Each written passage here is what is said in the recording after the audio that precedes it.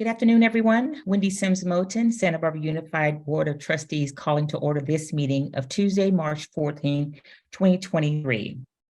The Santa Barbara Unified Board of Trustees voted to hold this meeting as a virtual meeting because of meeting in person would present imminent risks to the health and or safety of attendees due to the predicted severe storm flood alert for Santa Barbara County and substantial potential for localized flooding in Santa Barbara. Ms. Trujillo, are there any requests to speak on closed items? One moment, I'm checking.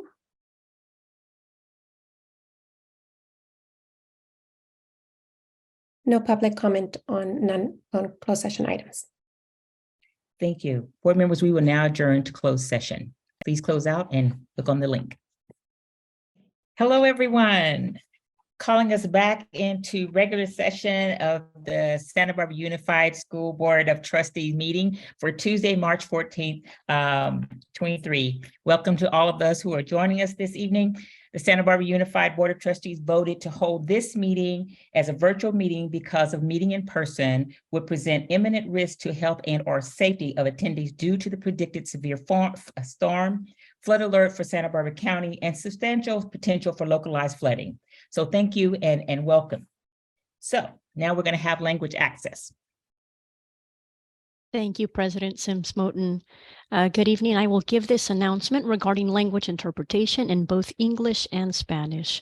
Buenas tardes. Voy a dar este anuncio con respecto a la interpretación en inglés y en español. In order to provide language access, we will be providing simultaneous bidirectional interpretation in English and Spanish. If you are bilingual, you do not have to click on anything. If you are not bilingual in English and Spanish, you will have to select your language in order to hear the interpretation. If you are using a laptop or a desktop, at the bottom right of your screen, you will see a globe icon that says Interpretation. Please click on the globe now and select English. If you are using an iPad or a phone, locate the three-dot menu and select Language Interpretation, then select English and click Done. And when it's your turn to speak, please remember to be loud and clear and speak at a moderate pace. Thank you. We are offering American Sign Language as well for this meeting. If you will be using ASL interpretation, please use the Zoom app on your computer, tablet, or phone to join this meeting. If you joined this meeting through your web browser, you may not be able to see the ASL interpreter at all times. Esta reunión contará con interpretación simultánea bidireccional en inglés y en español. Si usted es bilingüe, no tiene que presionar nada. Si usted no es bilingüe, en inglés y en español, tendrá que elegir su idioma para escuchar la interpretación. Si está usando una computadora, verá un icono en la parte inferior de su pantalla a la derecha en forma de globo que dice Interpretación. Haga clic ahí ahora y seleccione Español. Si está usando un iPad o su teléfono, localiza el menú de 3 puntos, haga clic en Interpretación de idiomas, elija Español y Finalizar. O si está en inglés, dice Done. Cuando sea su turno de hablar, por favor recuerde hablar con voz fuerte y clara y a un paso moderado. Gracias. Thank you. That concludes our announcement, and I will now ask the host to assign me as an interpreter and also our interpreter, Paula. Thank you very much. We may begin. Great. Thank you. And Dr. Maldonado, please lead us in the Pledge of Allegiance. Thank you. Good evening, board trustees and members of our community. Please put your right hand over your heart and ready, begin. I pledge allegiance to the flag of the United States of America and to the republic for which it stands, one nation, under God, indivisible, with liberty and justice for all. All right. Thank you, Dr. Maldonado. An announcement from closed session. The board voted to approve the approval and ratification of March 3rd, 2023 final settlement agreement in case number 2022-23 SE002. The vote was 5-0. And now we'll have the student board report from Ms. Suresh. Awesome. Thank you so much. Good evening, everyone. I hope you've all been staying safe in this weather. So I just have a few announcements here. We're starting the election process for the new student board member at the high schools, which is very exciting. And once those students are elected at their respective high schools, and they will go through an appointment process where they interview with the school board to be selected in May. So that's really exciting. And obviously, as my role as student board member, part of it comes with bringing student voices to the board. And I do want to voice some concerns that I have been receiving from students. This month specifically, students have been discussing that the food on campus and the nutrition options aren't sustaining them long enough, and that they're like struggling to get through the day with those options alone. And also that sometimes the food isn't fresh. And then there is also complaints of excessive food waste that's been happening at our school campuses as well, just something to bring up. And another concern is reporting harassment or bullying that people have been experiencing, specifically any harassment that occurs in a classroom from teachers, how students will be able to report that and protect their anonymity and their confidentiality. So those are just some concerns that I wanted to bring up to do my part. And then following up, of course, with the IUE campaign, the work that we've been doing, we do have our screening and our student panel, which I'm sure Dr. Maldonado will talk about very soon. That's happening tomorrow at La Cumbre Junior High, which is really exciting. We're going to have a student panel afterwards that has representation from all of our high schools, which is also a great like feat, because I know sometimes it's hard to get that representation. And I'm really looking forward to having that discussion and watching a film that challenges us to think of how we can combat hate with love. And there have been discussions that have been happening in the classrooms following the kind of pushing out of the "what do you stand for" video. And these discussions, from what I've heard, have been pretty productive and have gotten students to think, or at least start brainstorming what they're going to do or what they're going to help and call others into doing as well, in order to further the work of the campaign beyond just a video or beyond just a slogan. And then I'm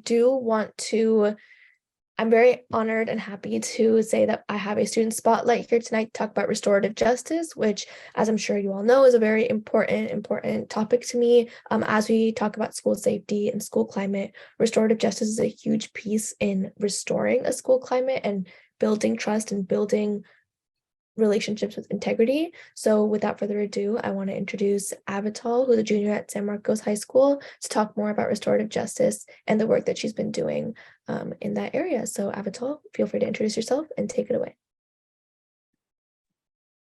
Hello, everyone. Hi, my name's Avital, just like Kavi introduced me.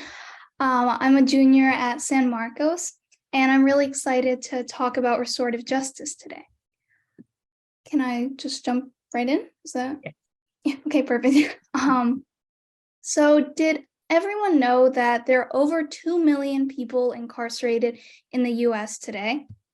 I didn't realize that until a few months ago. And something else that I didn't realize that was very disappointing was to see how many of my fellow classmates become in addition to these statistics. But how does this happen? As an example, a student gets into a fight and investigation occurs. And when it comes to consequences, anything from suspension to juvie is on the table. With these things such as probation, suspension, expulsion, and even juvie, the problem doesn't go away just because the child does. Sure, the responsible party is removed from campus, but that person is still a part of the community, and the consequence doesn't actually solve the problem. As soon as the students get involved in any of these things that I just listed, it eventually contributes to them entering the traditional criminal justice system. And this is exactly how the school to prison pipeline is created. All of these solutions do exist, but using them is like trying to heal a broken bone with a Band-Aid. The root of the issue is never truly addressed. So how do we stop the school to prison pipeline? To decrease crime rates, it's essential to keep kids in school. So we must intervene while they're still young, when the first incidents occur. Because as we know, one bad decision can lead into the next and into the next. And I see we just had the infographic show up, so thank you very much. That kind of leads into my next point of how we intervene, where this thing called restorative justice comes in. As we can see, restorative justice is a way to stop the cycle and stop the timeline that I just described. For those who have never heard of restorative justice, it's a completely different way to think about the justice system. Instead of the classic police officers, courts, and verdicts, restorative justice is a system that not only allows the offender to be heard, but also the victim. Most of the time, heavy sentencing is brought up because that's what society sees as justice. But more often than not, especially when it comes to students, it's like the Band-Aid. Eventually, the sentence will end and everything will go back to square one. Nobody really wins. So how does this work? After an altercation or crime occurs, there's usually a responsible youth who causes harm and a youth who has been harmed. With restorative justice, both of these parties are approached and are offered an alternate option. The culmination of restorative justice is a conference circle, essentially where each party is able to express their feelings about what had occurred and how that affected them. Through this process, there's a deep level of rebuilding community and repairing the harm that has been done. And of course, prior to these conferences, there's weeks and weeks of preparation from both sides. At the end of the final conference, an accountability plan is created which the responsible youth has to follow through on. Now, this could be a combination of anything. For example, if there's a vandalism case, it could be fixing the vandalism and community service, or just working off the debt can be part of the plan. But these are just a few examples. The harmed youth needs are listened to, and since the responsible youth gets a say in what the accountability plan looks like, this adds empowerment and allows the responsible youth to be more likely not only to learn from the experience, but also follow through on the plan, and most importantly, not reoffend. Now, I've been talking about rebuilding communities, so how does that happen? As a part of this final conference, aside from the responsible youth and harmed youth, there are fully trained circle facilitators, as well as members of the community who may have also been affected, like teachers, staff, or other students. This is an opportunity for growth for the responsible youth with a high level of accountability. And by doing this, all factors are considered, which lead to a deeper understanding of the issue. The reality is that this isn't an easy way out for the responsible youth, because none of this works if there's not a serious sense of taking responsibility for the harm done, which is a very difficult thing to do. So once all parties believe that the plan has been followed up on, then the responsible youth can re-enter the school community, which is such an important part and very different from the usual traditional criminal justice system. And success rates with restorative justice have been highly impressive, with a 44% reduction in recidivism in youth who cause harm. And the reason why this has been so successful is that the structure is created around finding that deeper issue and looking at the other factors as to why children break rules. By addressing these things, the issues can be found and communities can be rebuilt. Another question that comes up often is, why would someone who was harmed want to participate in this? Because it does bring up unpleasant feelings. And there's actually a 91% satisfaction rate for participating in restorative justice for persons harmed when compared to the traditional justice system. Because restorative justice allows for the hurt youth to be listened to and for their needs to be met, it adds that additional level of support.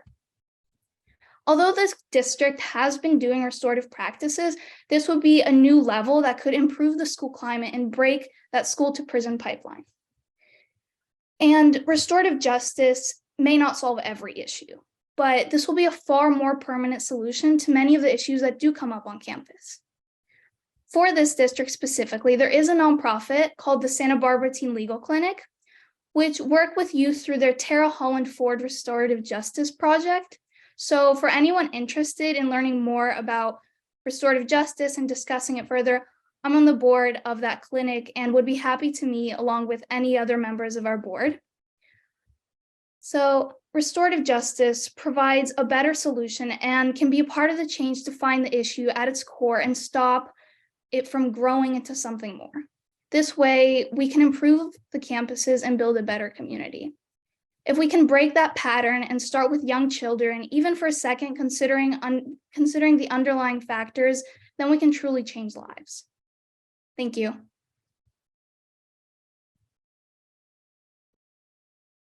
Thank you so much, Avital.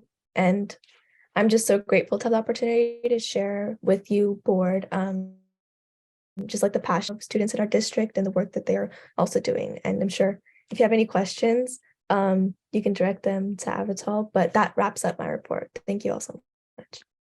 Great, thank you, Kavya, and thank you, Avatal, for that report, and thank you for the work that you continue to do. And next is Dr. Maldonado, your superintendent's report. But just wanted to follow up that with regards to the concerns brought up regarding the food service and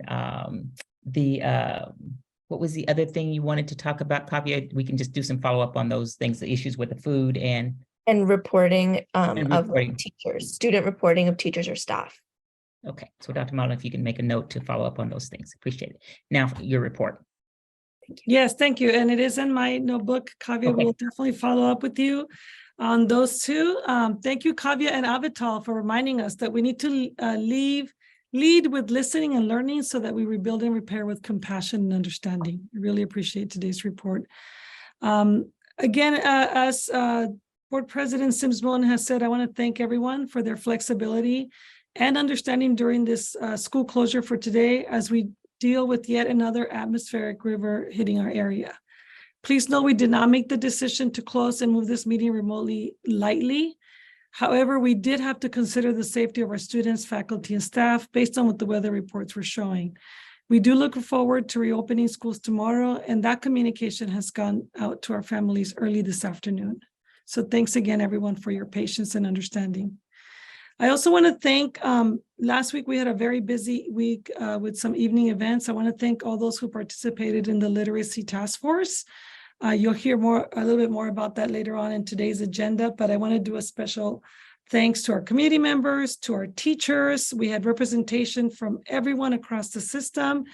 And I'm very proud of that work and the fact that we also came in, even though it was raining and we had a very good turnout. I want to thank Board Member Alvarez for also joining us for that task force. Additionally, last Friday, we had our partnership meeting that Ms. Kenya Edison and her team led, along with Denise Alvarado and the Strategic Arts team. And I want to express again, thanks to the partners who participated in the informational meeting. We had a very full house.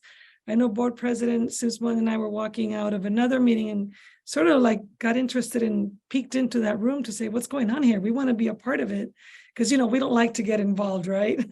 But I was very pleased to see so many partners come and sign up to co-lead work with us, support us, and really show our families and students and staff how much we want to support them. And I look forward to this work because it's also putting our MTSS approach or theory of action of using data to make decisions with our partners at the table and linking all our initiatives. So thanks to everyone for that. I know that we don't have a music or arts presentation today, but I do want to highlight and thank and congratulate the Dos Pueblos Engineering Academy staff, which presented at the annual South by Southwest Education Conference in Austin, Texas last week.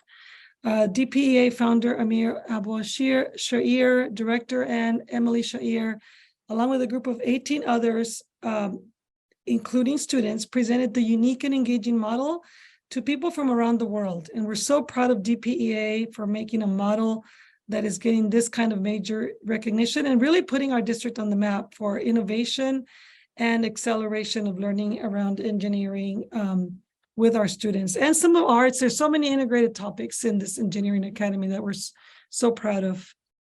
I do want us to now move to the Heroes of the Heart, and I believe my staff will show the slides. I am trying to remember how I do this Zoom meeting approach. Okay, so starting with Amy Gates, nominated by Principal Naughton. Amy's vision to expand teaching literacy to include families is a testament to her commitment to students and families, her passion for literacy and inspiration to all educators. And I don't believe I shared in this meeting, but I did get a chance to see Amy's work in action when I went to Monroe and saw a presentation with the library and a bunch of families. And we had pozole and books and so many things that really, really does show her commitment to literacy. Thank you, Amy. Next, we have Bill Dodson, nominated by Martha Acevedo from Santa Barbara High School. Mr. Dodson has a heart of gold. Throughout the years, he has been a voice of reason and has served as a leader. He's also builds community by setting up and coordinating staff lunches. For many years, he's coordinated the food and can drive through which our students and staff donated to the Unity Shop. Thank you, Mr. Dodson. Next, we have nominated by Jan Ferrer, Principal Clancy Chu. Merit, Clancy keeps students at the center of all discussions. She models gratitude, patience, and grace for all staff, families, and students. I can't say enough good things about Clancy, but I do know she absolutely deserves to be recognized as a hero of the heart, and I agree totally. Thank you to Ms. Jan Ferrer, and congrats to Ms. Clancy Chu. Next, we have from Santa Barbara Junior High, nominated by Alex Wilson, the team of the Fearless Office team at Santa Barbara Junior High, who works tirelessly. I love this nomination because it's a team approach. They work tirelessly, often being one of the last staff on site, finishing up their work. They know our students, their families, and support them with everything. If they don't know the answer, they will track down a person who does. They are trusted colleagues for staff and trusted adults on campus to many students. Thank you, Vanessa, Monica, Lupe, and Sharon. Next, from San Marcos High, nominated by Patricia Hall, is Melissa Castle. Melissa is here to teach and inspire her students. She fights for these kids and wants the best for them, which means teaching them and raising the bar. Thank you, Melissa. Next, from Santa Barbara High, nominated by Principal Dr. Simmons, Maria Jimenez, who has worked hard to increase parent engagement at Santa Barbara High, implemented a 6-week course for families, and organized a very well-attended convivio for our EML students who have increased their reading comprehension, EML students that have perfect attendance, and our reclassified students. I also want to say that Maria dabbles a lot in graphic organizing, creating graphic organizers for us, and I want to also appreciate her work. And last, we have nominated again by Dr. Simmons, Dan Barnett from Santa Barbara High. He spent thousands of hours writing grants and working alongside families to fundraise for the Visual Arts and Design Academy, known as VADA. It's because of his leadership and vision that we will soon have a new state-of-the-art building and a beautiful outside space for all to enjoy. Thanks again, everyone. And again, the Heroes of the Heart is something we do in Santa Barbara. We unified because we know that we have so many great people working for us, and I encourage everyone to please join us in nominating people that you see doing work of the heart that oftentimes may get overlooked. I just want to close with, of course, my windows are not where I want them to be. Apologies.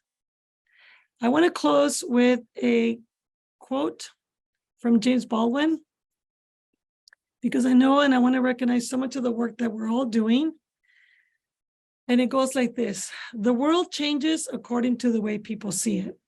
And if you can alter even by a millimeter the way people look at reality, then you can change the world. So thank you, and that concludes my report.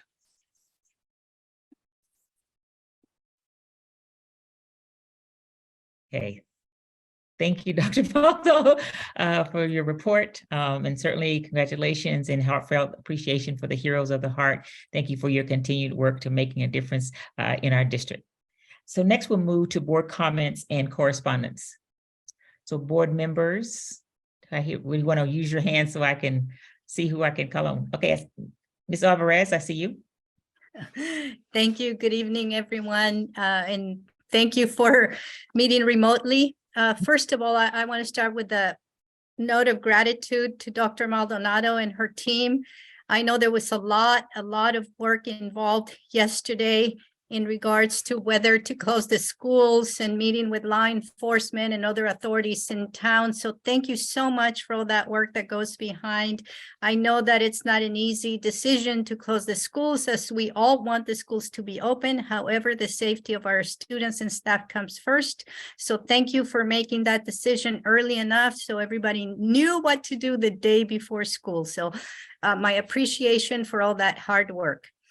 And second, yes, I was at the Literacy Task Force, and I'm so happy that I got the opportunity to attend.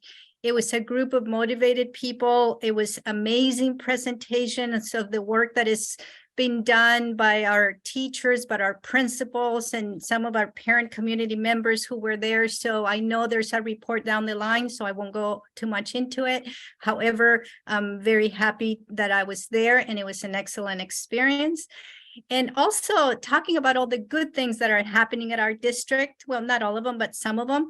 Is the DPA Academy. Thank you for mentioning that, Dr. Maldonado. Congratulations, very proud of you.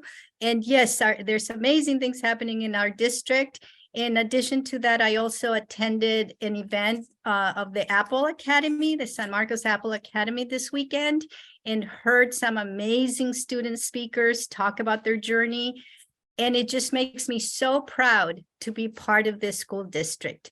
So thank you very much. And I hope everyone is home safe. And here we go. Let's have a great meeting. Board members, other board members I'm seeing here. Yeah, Mr. Banning. I just had a great experience a couple weeks ago, right after our last board meeting, of participating in Cleveland Reads. Had an opportunity to go and visit 2 third grade classrooms, and first of all, see a couple of people reading to the kids, and then I got to read a book for each of those 2 classes as well, and it was a great experience. I highly recommend it.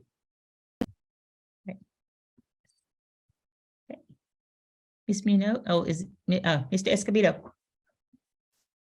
Thank you. Just a couple things to update on. President Sims Moten and I got to attend the Black Student Union barbecue at Santa Barbara High School. It was an amazing event and delicious food. Got to have some really good conversations, and it was just an amazing event. They bussed in junior high students and all of the Black Student Union students at the high schools to Santa Barbara High, and it was just a good community to be in. Last week, got to meet with FLA with Dr. Maldonado to just talk about partnerships in the future and how we can best support. And then tomorrow, not in my role as a board member, but as a community member, but we will also have Dr. Maldonado on behalf of the school district talk about housing with League of Women Voters. They're having a forum on just how do we get more affordable housing. And we desperately need it for our teachers, our staff, and our larger workforce and our families. So hoping to contribute to that conversation tomorrow, and hope you all get to go. And I will also be at the film tomorrow. So looking forward to that. Thank you, Dr. Maldonado, for setting that up. Okay. Ms. Munoz? Okay. Thank you, everyone. I certainly also want to voice my appreciation for the school staff, for Dr. Maldonado and cabinet and all that participation to prepare for the storm and keeping our students and staff, and parents safe. On a day like today, we can, we'll get through this.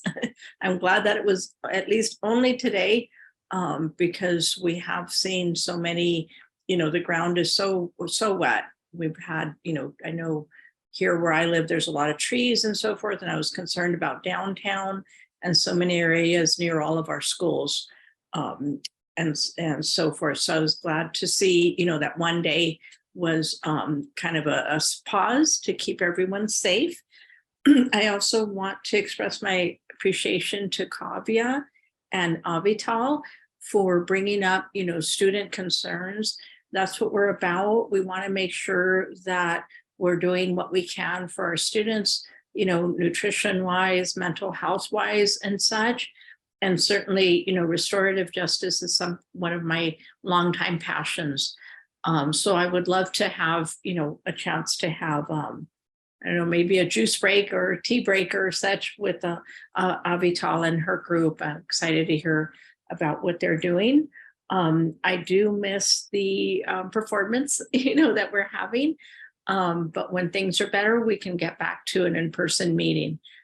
So thanks to all for hanging in there with us and attending our meeting. Thank you. Thank you. I'll just conclude very quickly. I also enjoyed going to Cleveland and being a part of the READ I'm like, oh, do you want me to read more? No, Ms. Moten, we just need you to read 2 and move it on. It was so exciting to be there with the kindergartners. And I also would extend an invitation to, I also was out in Carpinteria for First 5 reading with 18-month-olds to 36-month-olds. Now that's an experience I think you all should experience. They give you about 5 minutes of their time. And so you really know how to be efficient and keep their attention. So I really appreciate those. And we might want to extend that as well, to extend our youngest ones to be able to interact with as well. Also, as Mr. Escobedo said, with regards to the Black Student Union in community with the folks, it was their first one. The students they're a little nervous and a little anxious about it, but it turned out really well. And we had really good conversations to hear what they're doing and what they hope to do with it and how they hope to expand on that. So really appreciated their efforts in putting that together and seeing how they're supporting across the 5 high schools. I wanted to make sure that all 5 were included in that, and making sure that we are reaching out across all the high schools to make sure we're included in those unions and in those gatherings. As well as I really appreciated just dipping into the community, really just seeing that just the interest there. The room was literally full there, and it was, I think it was a little rainy that day, but it was really full. And I just appreciate that their support, because strong community, strong schools. And so we just appreciate the partnership and looking forward to how that's going to take place. So thank you everyone for your comments. And looking forward to, again, working with Avatar as well. I'd love to attend the meeting and see what you're doing with that. And Kavya, again, thank you for bringing that to our attention. And so next we'll move on to our public, I'm looking at a public comment. I'm looking a little different here. And Ms. Trujillo will be working with us as she's going to be looking at the screen and tell us what's coming up next.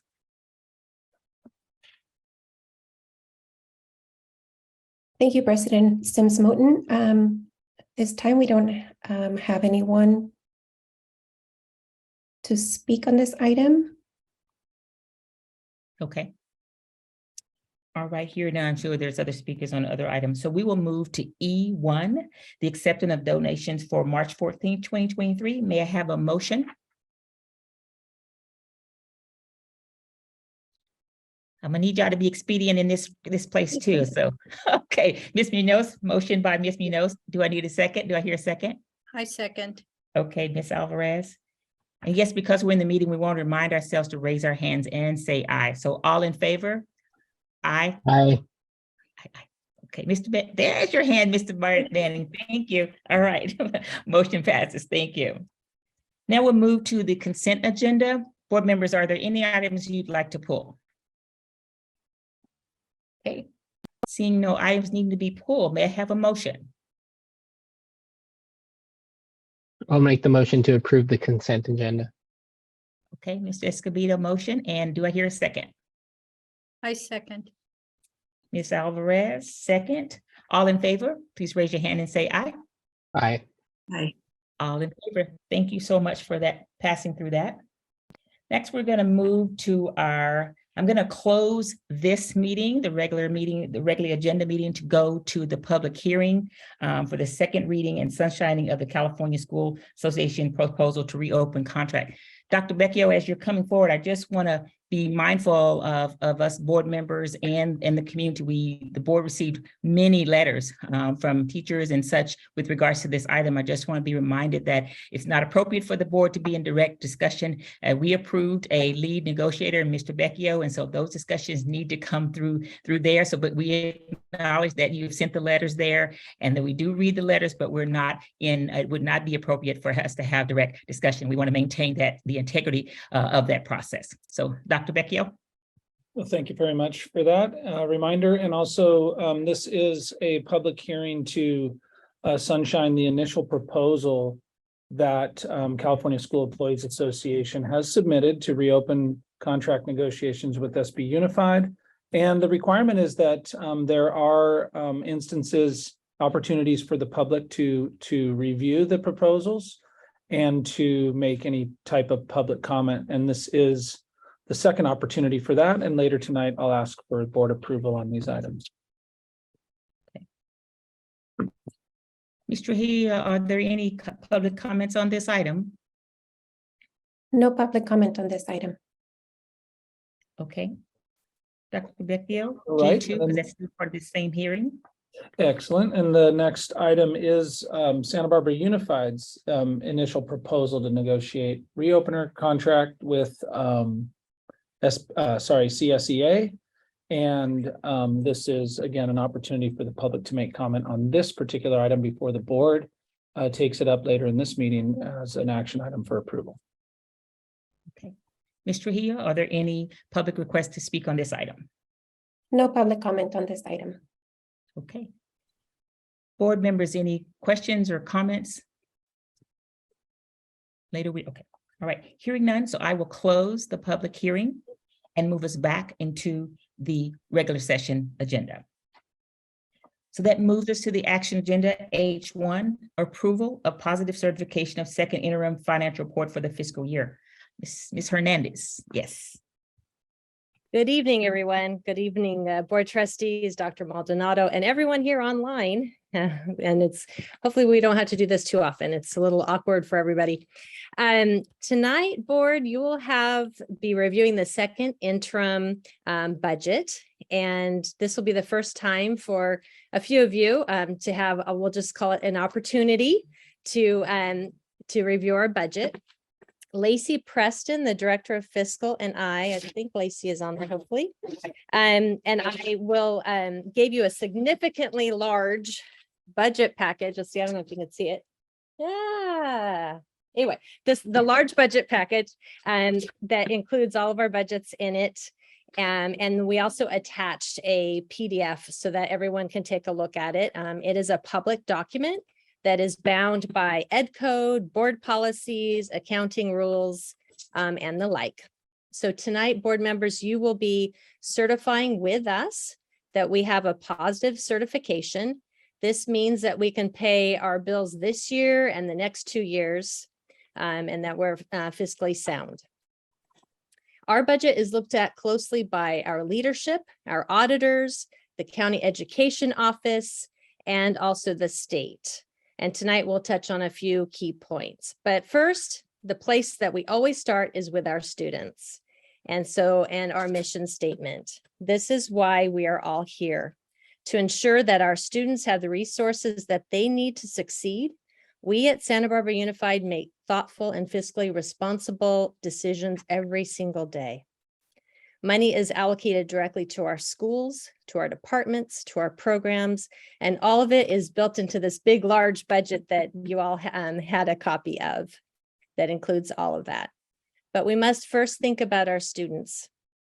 And when our students have significant needs or those needs grow, our budget must be flexible enough to adapt to those needs so that the students, all of our students, have what they need, when they need it, by who is the best prepared to give them those needs so that they can be prepared for the world yet to be created. Next slide, please. So this is the budget timeline. This is the times of which you review our budget. We are in the teal section down there. We're at the second interim, and this is the projected budget for this current year.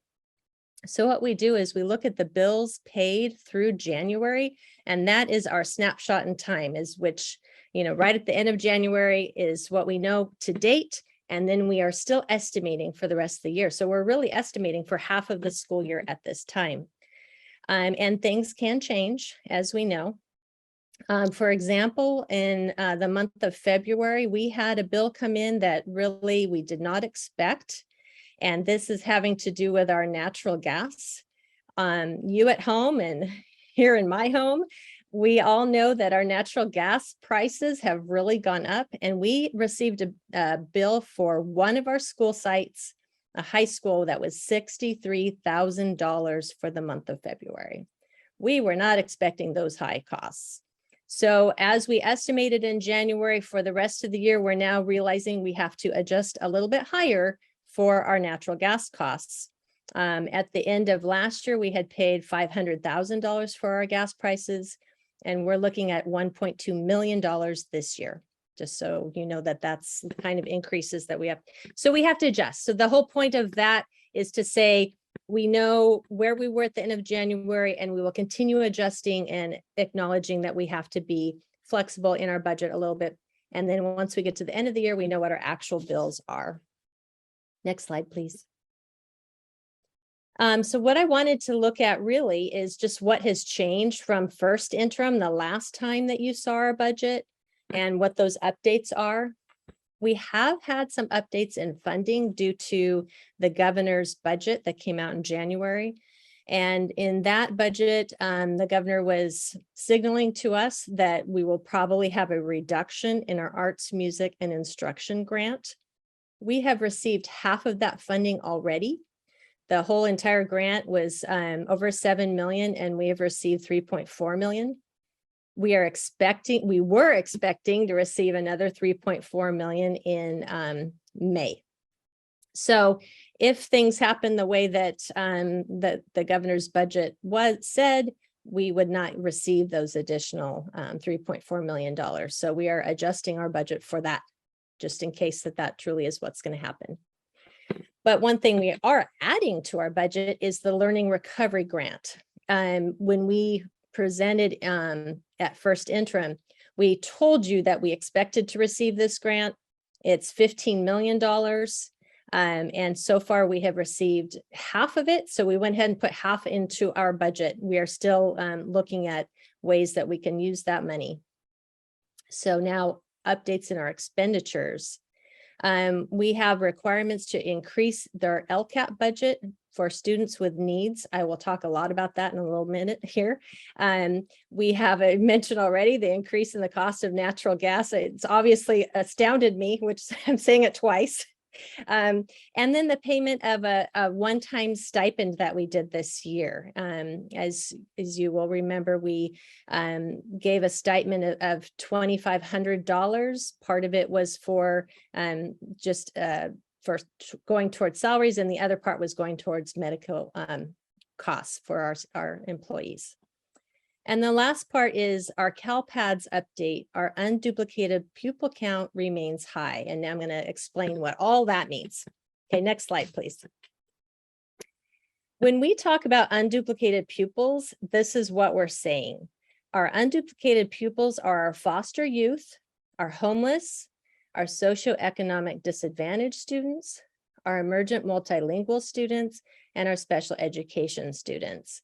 And so these students come to us already with before they walk through our doors, they already have challenges. And so we need to help those students and support them the best ways that we can. Currently these students for us are higher than they have ever been. Next slide, please. So you can go through the big budget and see all the fine details, but we're just going to talk about some parts of it tonight so that you can have a good understanding of what's in it. We're going to look at how a community funded district actually uses an LCFF calculator, and I'll talk a little bit about that. LCFF means Local Control Funding Formula, and the calculator that we're going to talk about is created by FCMAT. And all school districts use it, and we do as well, but it's just a starting place for us. We're going to look at our multi-year projection, including our reserves. We're going to talk about how we have negotiated salary and benefit increases already in the budget. And we're going to look at our capital. Next slide, please. So this is the start of the LCFF calculator is a lot of pages and a lot of spreadsheets. And the part that a community funded district like us, what we use it for is the part that's boxed there in red.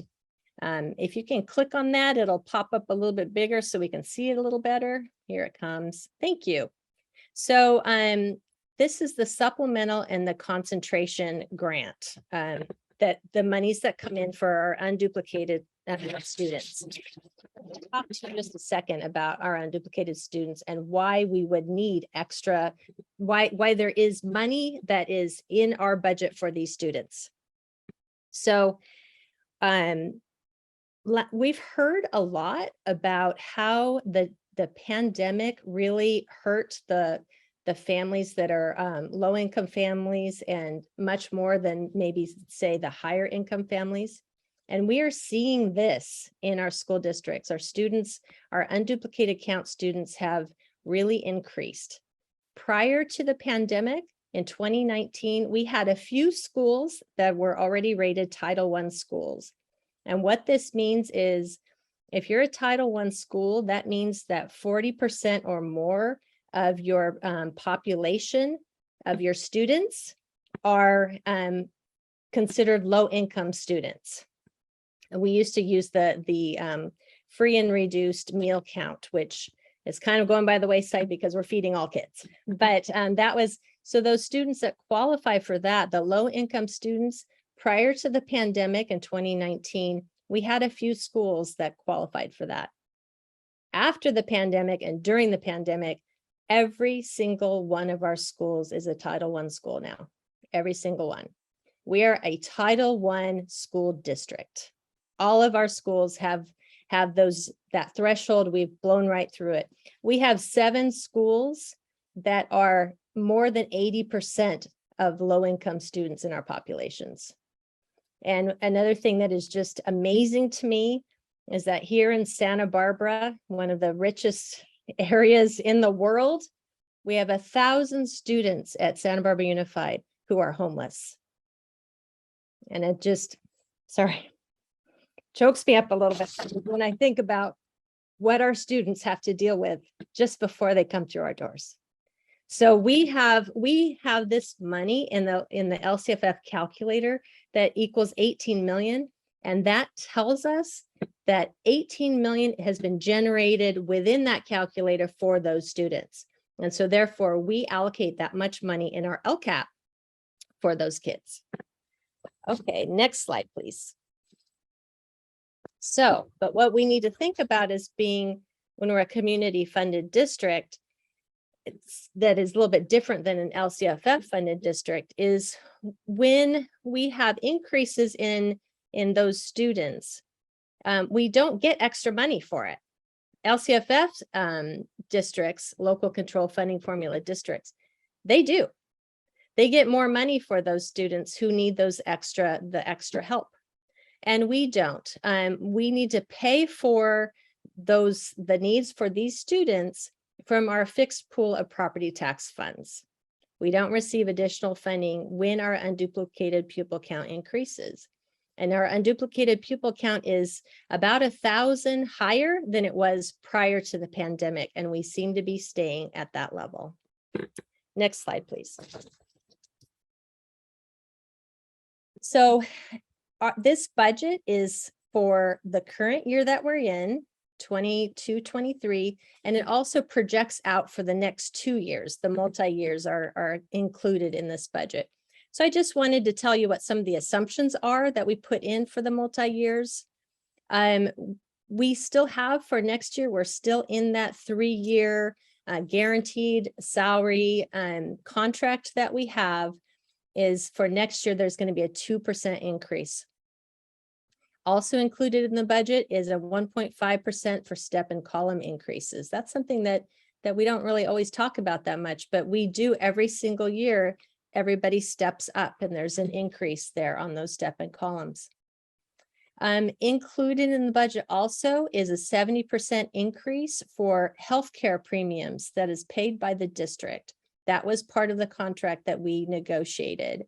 So every year our premiums are going up. They have been, I don't know, maybe forever, but right now they're really going up significantly. And when they do, the district pays 70% of those premiums for our employees. We have PERS increases in there as well.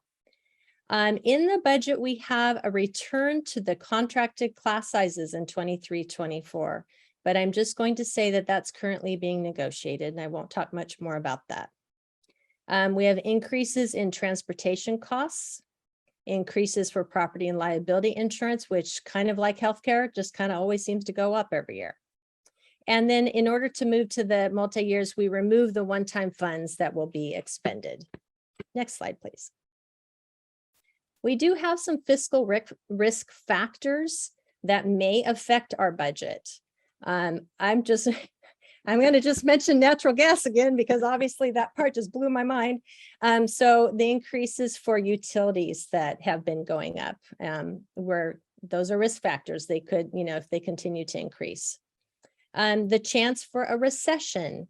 What we are hearing from capital advisors and other economic advisors is that we're not really seeing a recession coming immediately or anytime soon. So hopefully that is a factor that just won't happen, but it is there. Inflation. We have all been feeling those inflation, but the good news is that it does seem to be moving in the right direction. The high last year was 9%, and we're now down to more like 6%. So it's moving happily in the right direction. COVID, that seems to be the monster that always just keeps popping out at us when we least expect it. So if we have any COVID issues in the future, that's could be a factor, which also could factor into any leave of absences that could potentially happen. So those are just some factors that we are aware of. Next slide, please. Okay, so I wanted to just explain what is in our budget regarding the salary increases, the contract that we negotiated. It's a total of 8% guaranteed salary increases over 3 years. So we did just kind of a little simple sort of example. So in 1920, let's say you were making $75,000, and then in the next year you had a 3.5% increase, and then a 2.5% increase the next year, and a 2% increase the year after. It's compounded year after year. So then the total would be, you'd be making $81,156.93. On top of that, we, as a district, I've already mentioned, we've paid for the cost of healthcare increases. We paid 70% of those increases, which meant that the employees did not have to pay those increases. They only had to pay the other 30%. So, and then we also provided a one-time stipend of $750 in 21-22, and another one-time stipend in $2,500 in 22-23. So, and I really, the stipend part of it has been really great, because instead of giving a percentage increase, a $2,500 stipend for an employee who is on the lower end of the salary scales, that could be up to 10% increase for that person. So it's been really, it's been a very equitable way of being able to get extra money to the employees. And this was something that the board approved, and the board did as one-time costs outside of any negotiation. So it was really a really amazing and helpful thing to do. The cost for salary and healthcare increases, all told, with this over the 3 years, stipends included, the cost to the district has been $27.1 million. Next slide, please. So hopefully, is Lacey on here? Yes, I am here. I'm going to toss it over to Lacey. She's going to take the next slides. Lacey, for those of you, if you have never met her, she is amazing, and she is the director of fiscal. Thank you. Okay, so we've been talking a lot about the multi-year projection. Kim went over the assumptions. Those are built into our revenue for the current year and the projected 2 years, and also in our expenditures. I'm going to talk about how those assumptions affect our reserves. So if you take a look at row 13, that's our net income and loss. So what that is that's our total revenue minus our total expenditures. So you can see for the current year and the projected next 2 years, our expenditures are exceeding our revenue. So that means that we have a loss, or sometimes we refer to that as a deficit. Opposed to if our revenue was greater than our expenditures, then we would have net income, or we would have a surplus. So that deficit, since that's a negative, that is taken away from our beginning fund balance, which is in row 2. So we have our beginning fund balance. We are overspending our revenue. So that is going to reduce our total ending balance. So for the current year, we are going from 37 million, and we are projecting to drop down to about 30 million. So again, I just want to remind everybody, these are just our projections based on our assumptions. So as you can see, over the next 3 years, as we continue to deficit spend, we will be dropping down to a total ending balance of 15 million. So that ending balance is then broken out into 2 different areas, which we refer to as restricted and unrestricted. So the restricted side is funds that we receive for specific programs and grants, and they have guidelines that we have to follow, and those balances live within those programs and those grants. In the unrestricted ending balance, that also includes any carryover that we have for LCAP, the supplemental grant, and the concentration grant. So if we go down a little bit further, we're going to look at our reserve percentage. So the reserve percentage does not include the restricted balance. That is just the unrestricted ending balance that calculates that percentage.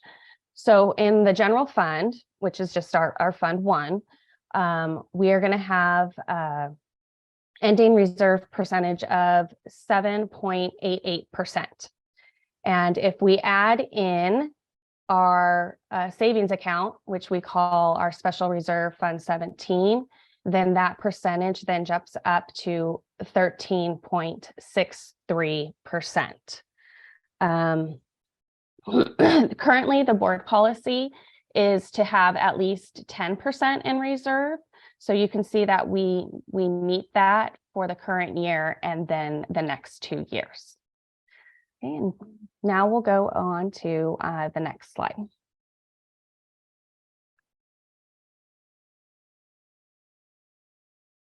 I think we need to go back to the slides.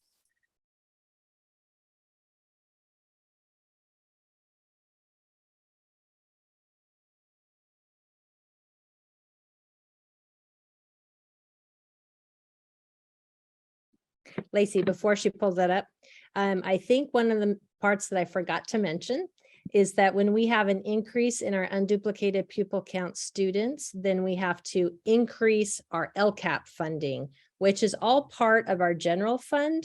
But what we need to do then is reduce our normal education operating expenses in our general fund and increase our LCAP funds in order to provide service to those students and to meet our goals. Okay, so let's go down to the next slide, which is cash flows. Thank you. So here's the updated cash flow for the year. So July through January now represents what has actually happened this year.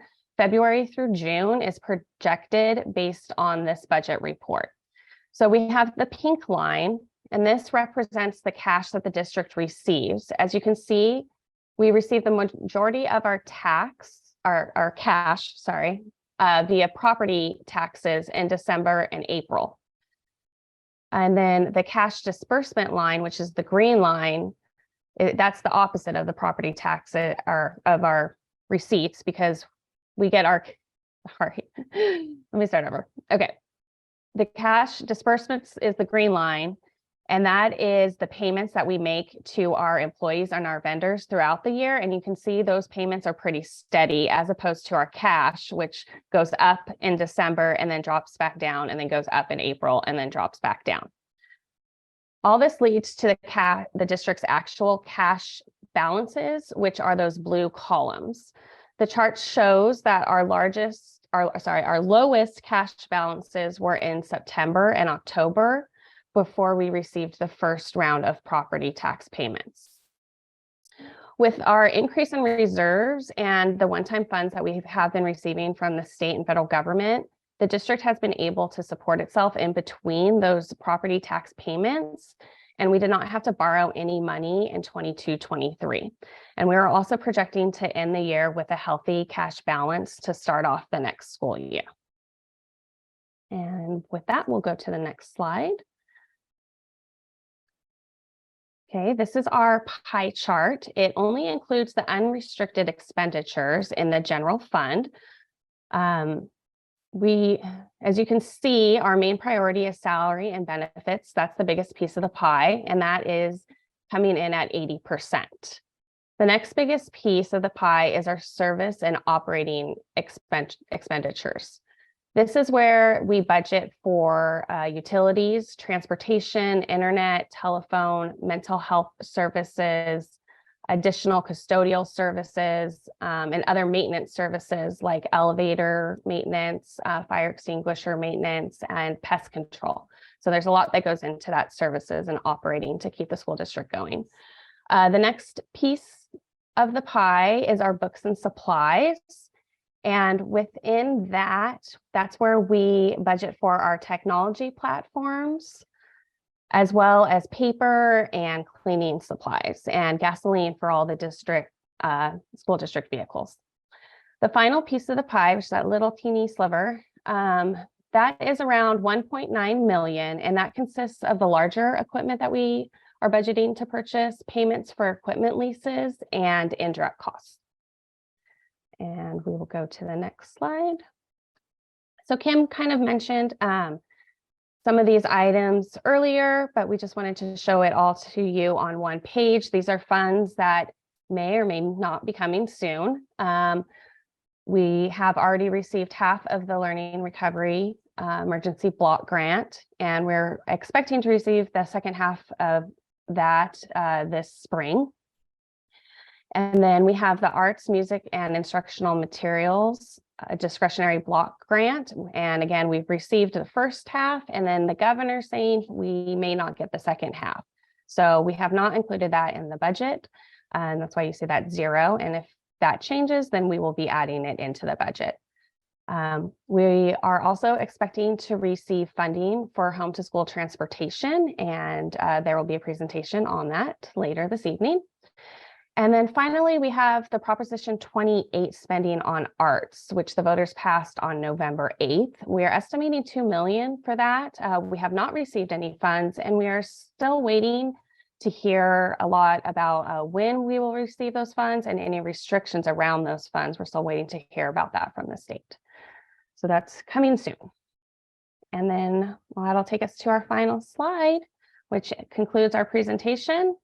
And we can turn it over to see if there are any public comments and then open it up to the board for questions.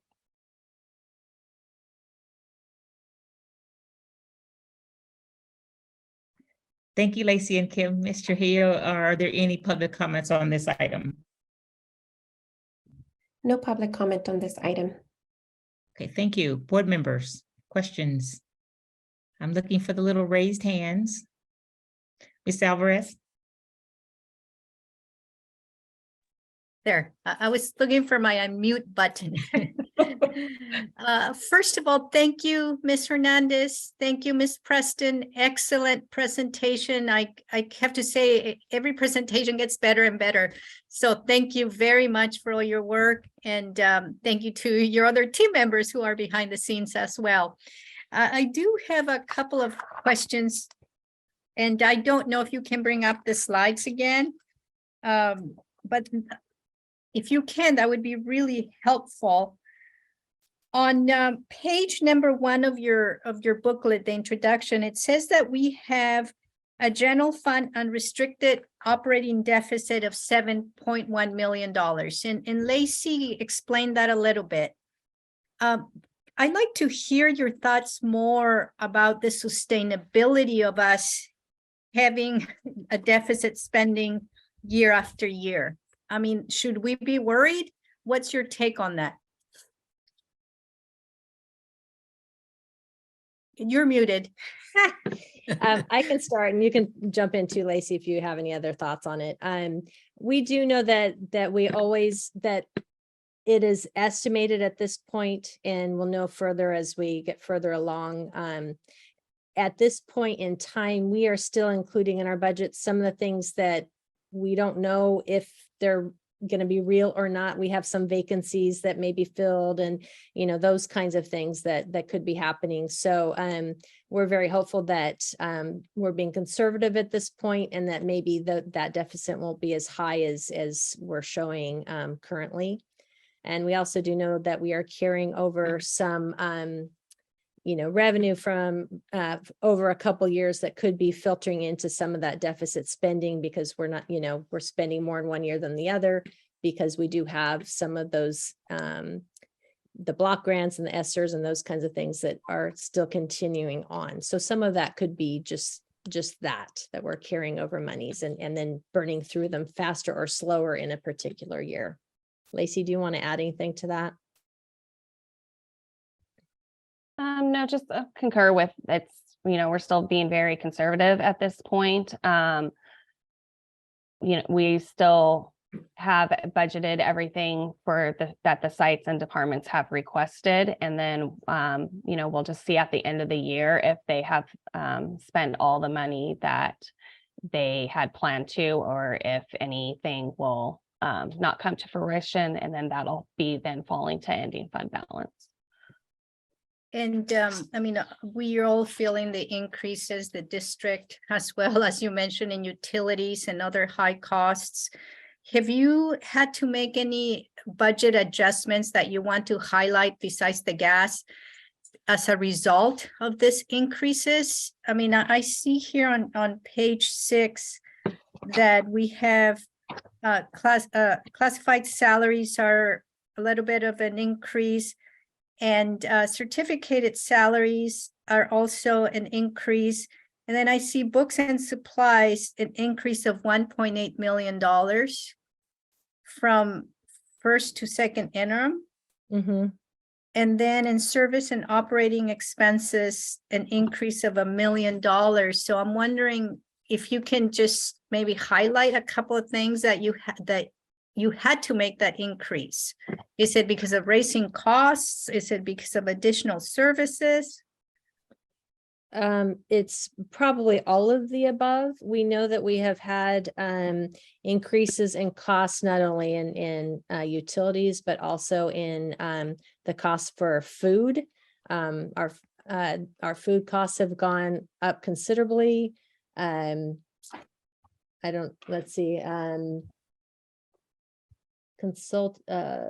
We've had, anytime that we have had staff who have been out and we've had to use temporary services. We've had some people who have been out on leave, and then we have the double cost of somebody on leave and also paying temporary service.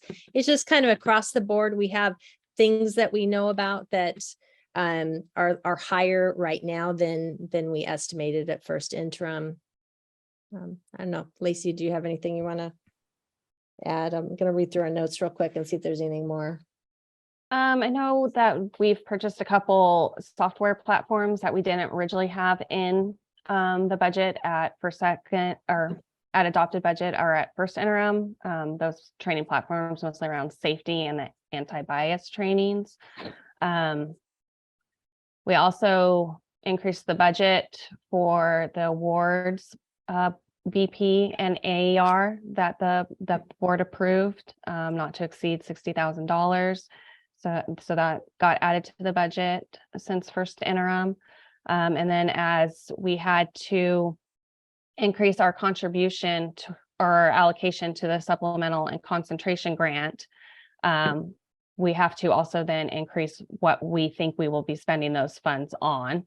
At the moment, that's all sitting in supplies. So that's why you see that really big jump in the supplies. Well, Right. Go ahead. Sorry. I was going to say, thank you. That makes sense. And it's extremely helpful that we have the revenue to accommodate those increases. Mm-hmm. If we didn't have the revenue to accommodate those increases, then of course it would be a big issue. I recall, I think in 2021, if my memory serves me well, that your predecessor was bringing to us approval for a TRAN. because we didn't have enough money for cash flow. Mhm. And this is the importance of reserves, of having reserves, so that these reserves carry us during those dry months, as you showed in your cash flow chart. That was an excellent chart. I'm so glad you showed that. And I was doing a little bit of calculation here, so please correct me. I just took in page 15 in your unrestricted multi-year projections for 22-23.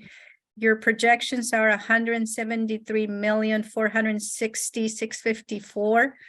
And I said, okay, if you divide that by 12, that's about 14.4 million a month.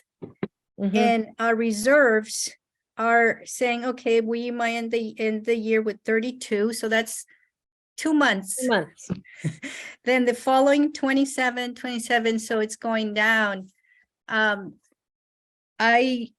Our reserves are, to me, are so important to keep us healthy, and so that we can sustain any unexpected expenditures, any unexpected drops in revenue, and of course, save us money so that we don't have to do a TRAN.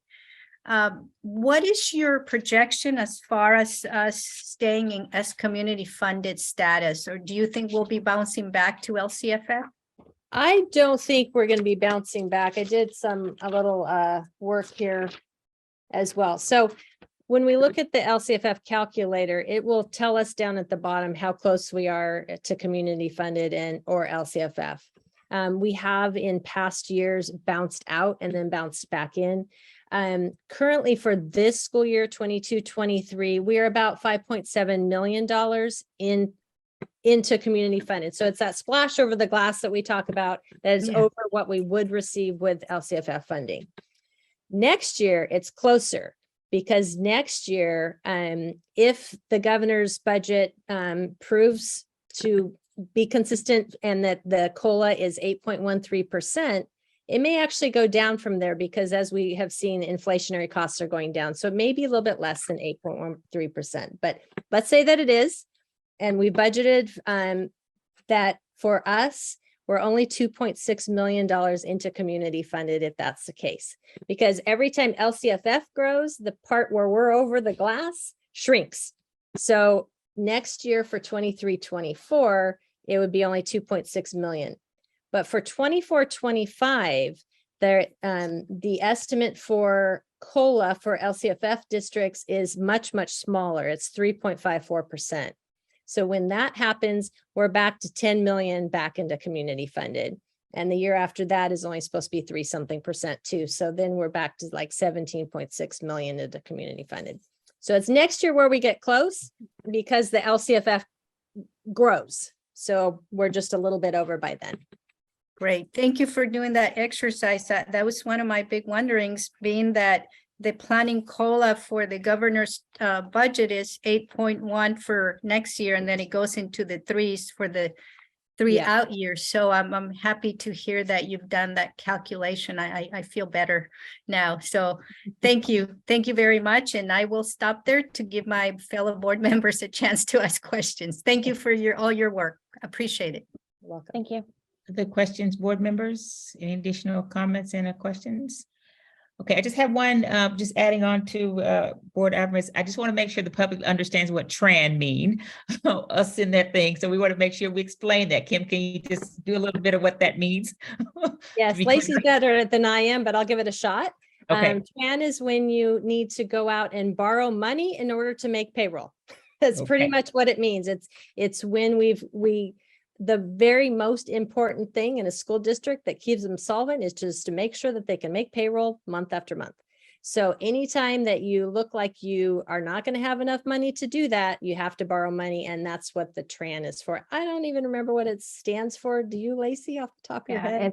It's tax revenue anticipation note.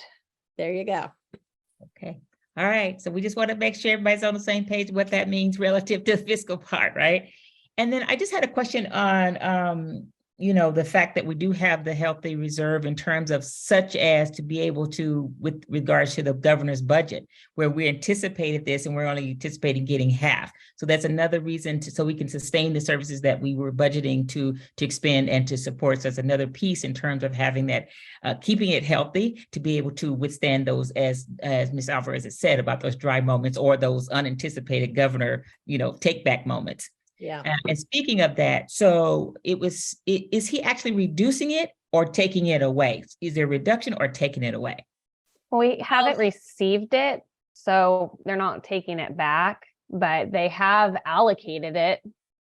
And so they may reduce that allocation. So they may We've reduce the received allocation. half. We've received half of it. So we don't anticipate them taking that back.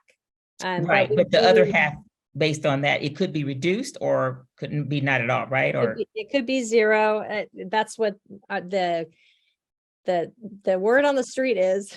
But I also have this very, very optimistic feeling that it's going to be very difficult for them to take that, to kind of back up that train when it's already running down the tracks. So we'll see.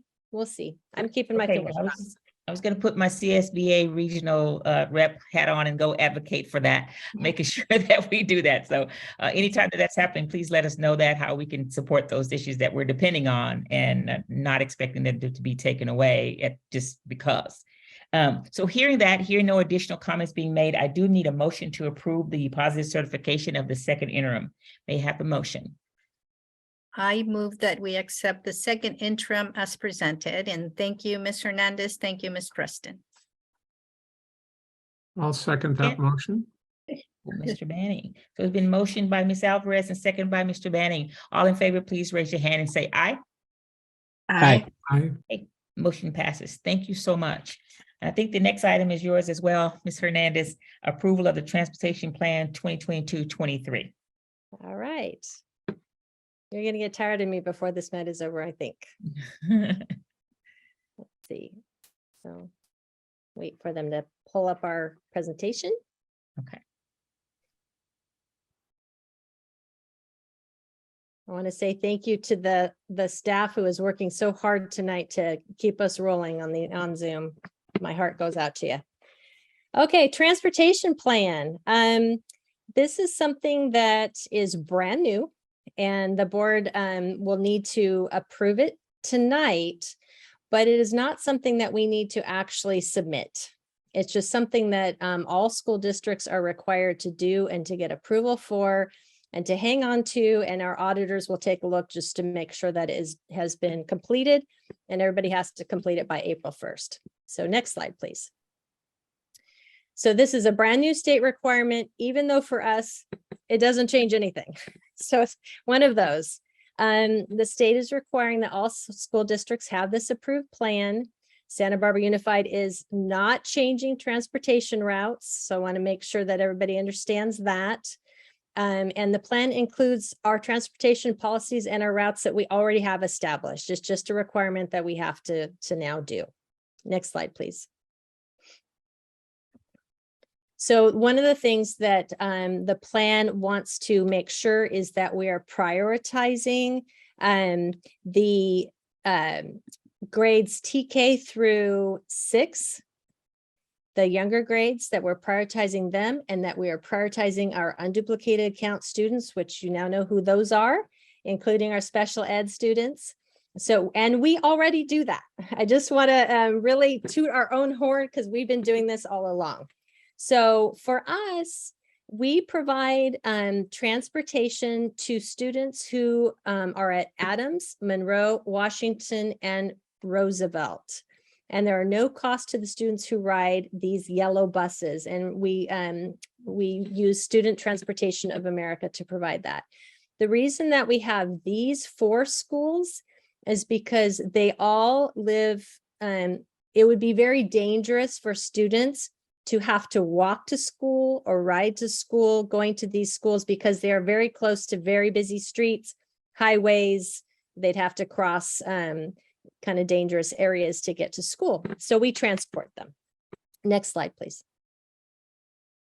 So for grades 7 through 12, we don't provide yellow buses, but what we do is we work with Metropolitan Transit District, the MTD, and they provide services to our junior highs and our senior highs. And this is mostly just to keep the student crowds from overwhelming the capacity of regular transit. So there are extra routes that they have provided for us for the schools listed here. And what we do is this: we purchase, Santa Barbara Unified purchase bus passes from MTD for the students to purchase at their home sites. So a student at La Colina Junior High could go to the office and purchase their tickets from the La Colina Junior High. But, and the next slide, please, next slide. But we provide free bus passes to our unduplicate account students. Again, these are our students who need our extra support. And so we do not charge anything for students grades 7 through 12 who take the MTD, who are the low-income students who are eligible for free or reduced meals, our emergent multilingual students, our foster youth, and our homeless. The student needs to meet only one of these criteria to be eligible for free passes. And so they would just go to their school site, go to the office, and just get a free MTD bus pass. And I think they're usually good for 10 rides. Okay, next slide, please. And for special education transportation, any student who has an individualized education program, which is what we usually shorten to IEP, or a Section 504 accommodation plan, they will be provided transportation at no cost to the student.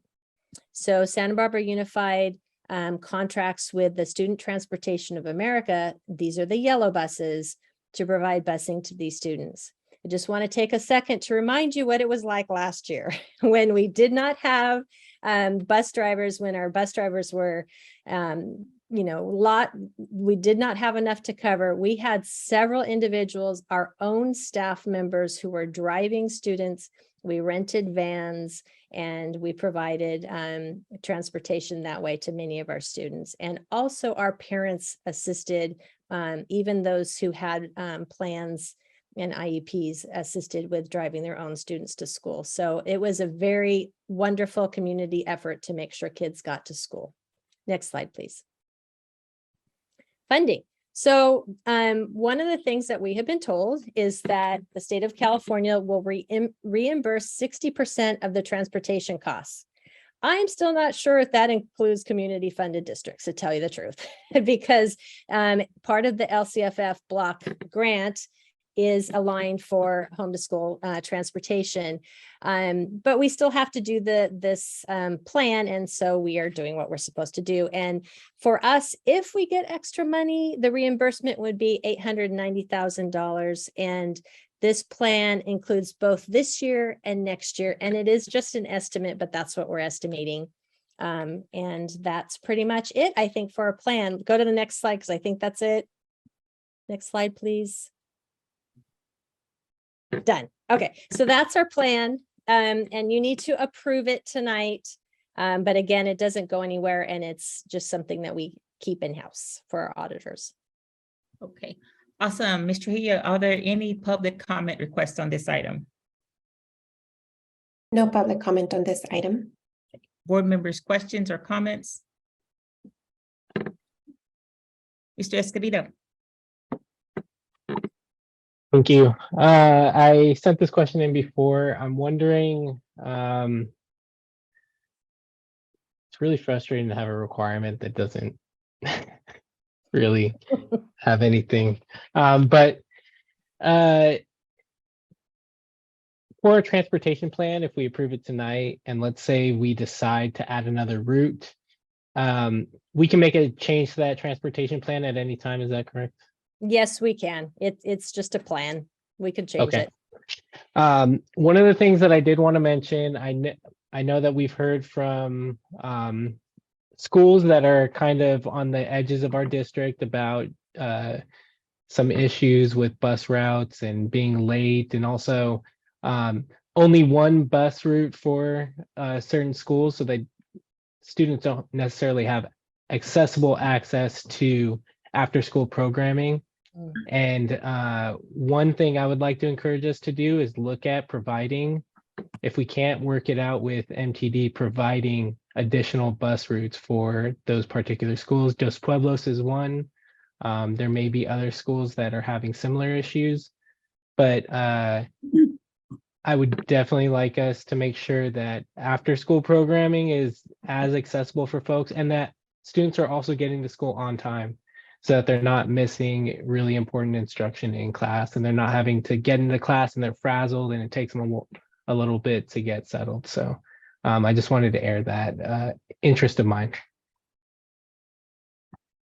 Kim, if I can just let Mr. Escobedo know, Steve is on the call and he is working with MTD and our school principals on some solutions. We can bring those to a later meeting. Thank you. Any additional questions, board members? Thank you, Kim. I just had one question. So the estimated, whether we get it or not, is that an annual estimation? So $890 each year? So okay. Yes. Okay. All right, great. Hearing no additional comments or questions, Mr. Escobedo, did you, okay, you had one. Yeah, more. one more question. How do we figure out if community funded districts are, I think that this is like a reoccurring issue where the state generates income, possible income streams, and they're never really clear for community funded districts. With other funds similar to this, how do we find out? Is it kind of through implementation or? Yeah, it's Yeah. pretty much through implementation. For example, we knew that we were going to have to do a plan, but we didn't even know what it was going to look like until about a month ago, and they're due April 1. So it's one of the state, I believe, is still trying to figure it out themselves. So we will know. They'll let us know how it will be implemented and any changes to the plan that they need for us to do going forward and those kinds of things. I'm really glad that we did the plan because it's nice to have all of the pieces in one place where people can go and click on and go see where the routes are and those kinds of things, and kind of have an understanding of the process. So I'm happy we did it, and we'll hopefully, fingers crossed, they'll get some money for it. Sounds great. Thank you. And I would just add that I think this is one of those opportunities as well with our newly formed legislative committee. As things are coming down, we can discuss them and get ahead of them or advocate for something different, such as, well, what is it happening with LCFF as its community district? So I think this is that good opportunity to use that as legislation is coming down and we get a chance to discuss that and get ahead of that. So with that, I need a motion for approval. So moved. Mr. Vito, and I see you, Ms. Munoz for the second. Okay, all in favor, please raise your hand and say aye. Aye. All right, motion passes. Thank you, Ms. Hernandez. All right, so our next one moved to H3, approval of opening of the 30-day window on March 15th for public inspection of proposed and recommended ELA, English Language Arts instructional materials for 23-24.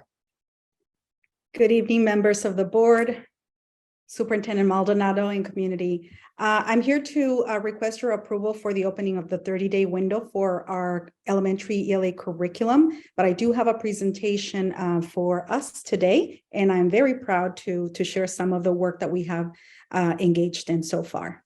Next slide, please. You may have seen this multiple times, but I do want to remind us about the work, and that the multi-tiered system of support is the lens in which we focus our work. Our students, as you see, teachers and standards and content are at the heart of the work, and it's supported by the climate and culture that we create through equity and accountability. This adoption is a direct response to our student needs, our district initiatives of equity, culture, and climate and early literacy, with a focus on emergent multilingual learners. Next slide. Just to give you some background information about what has happened during the 21-22 school year, multiple early literacy task force meetings were held, as well as a lot of other work through the Educational Services Department. But I'll speak a little bit more about what we have done this school year. We have gathered input from the following groups: Literacy Task Force, That includes staff, parents, and community members, the elementary PLCs at each school, and PLCs are the professional learning communities, and at each of our campuses regarding curriculum materials. We also engage our elementary language and literacy coaches, which we have at each of our elementary campuses, our instructional support specialists at the elementary level, and our elementary principals. We identified ways for all staff to contribute, and we use data to guide our decisions to move forward with the ELA K-6 curriculum adoption. Next slide. Just to give you a little bit more context and background about the instructional materials in our timeline, the last curriculum adoption was in 2007. And during this time, since then, of course, we have had other instructional materials. While not going through a formal adoption process, the units of study and reading, writing, and phonics have been our curriculum for several years now.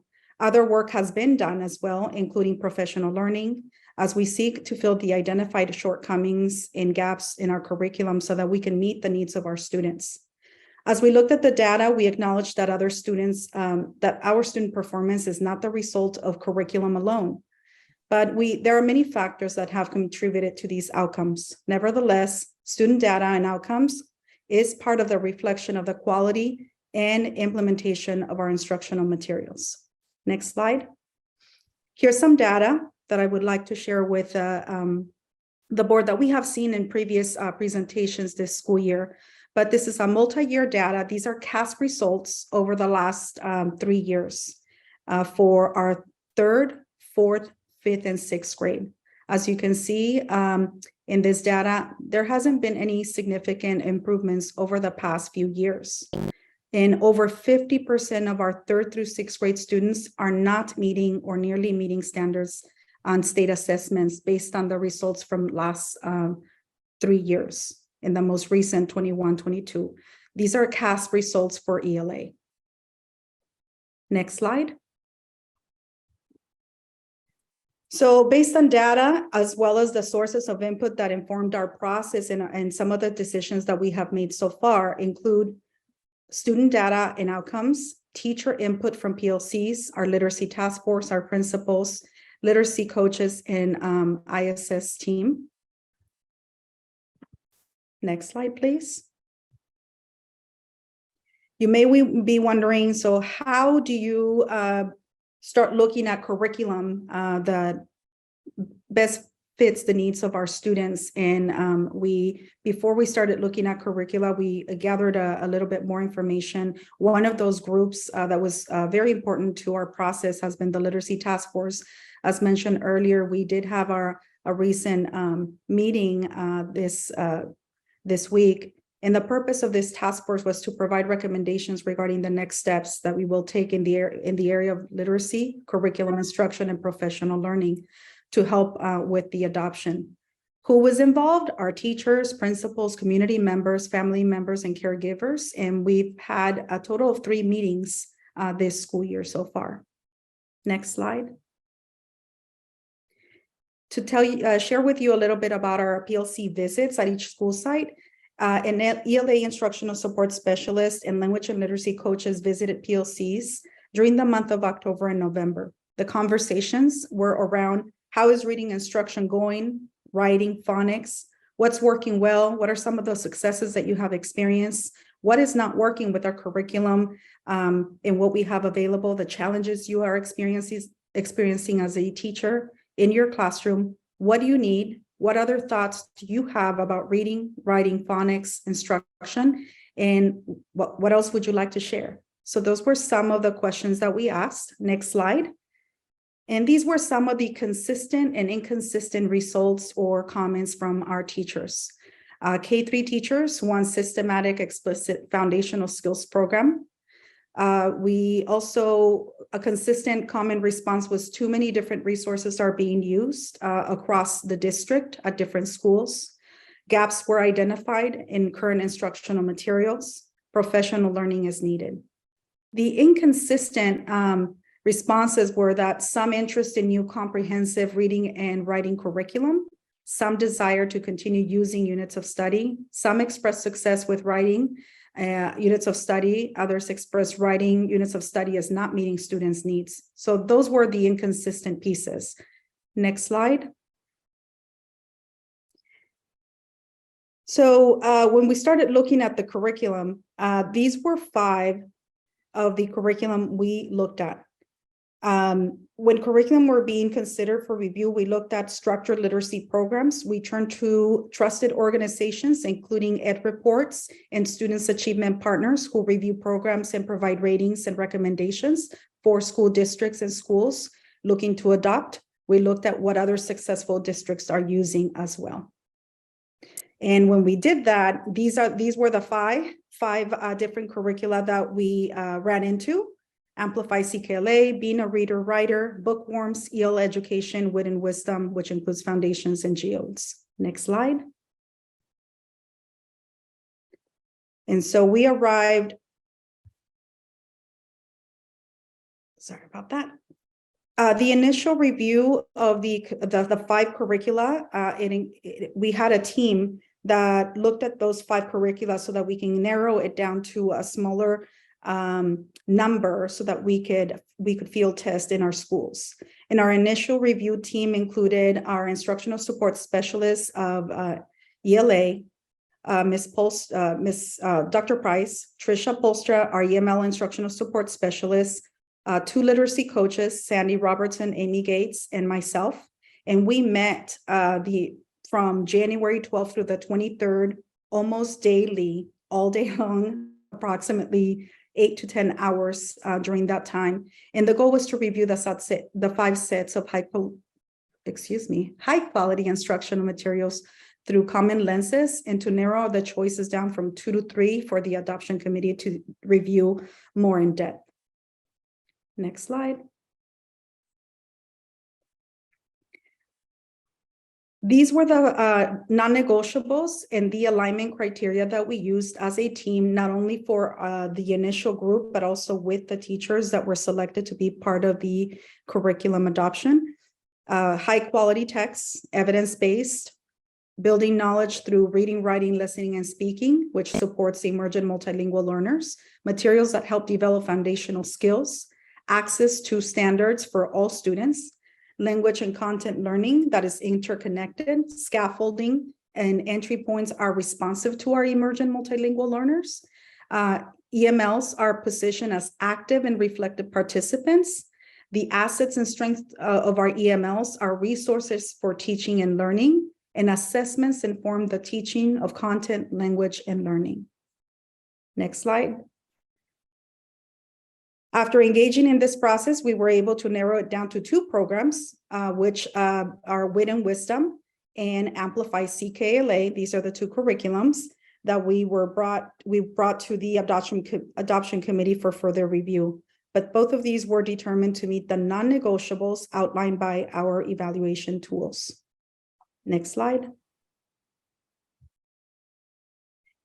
You may be wondering, how did we select the teachers who are on this committee? We have over 25 teachers, as well as other administrators and district members part of this curriculum, but mainly the team is based on teachers. But each principal recommended 1 teacher per grade level at their site. Other educators included those who support and work directly with our emergent multilingual learners, special education students, and our MTSS staff members.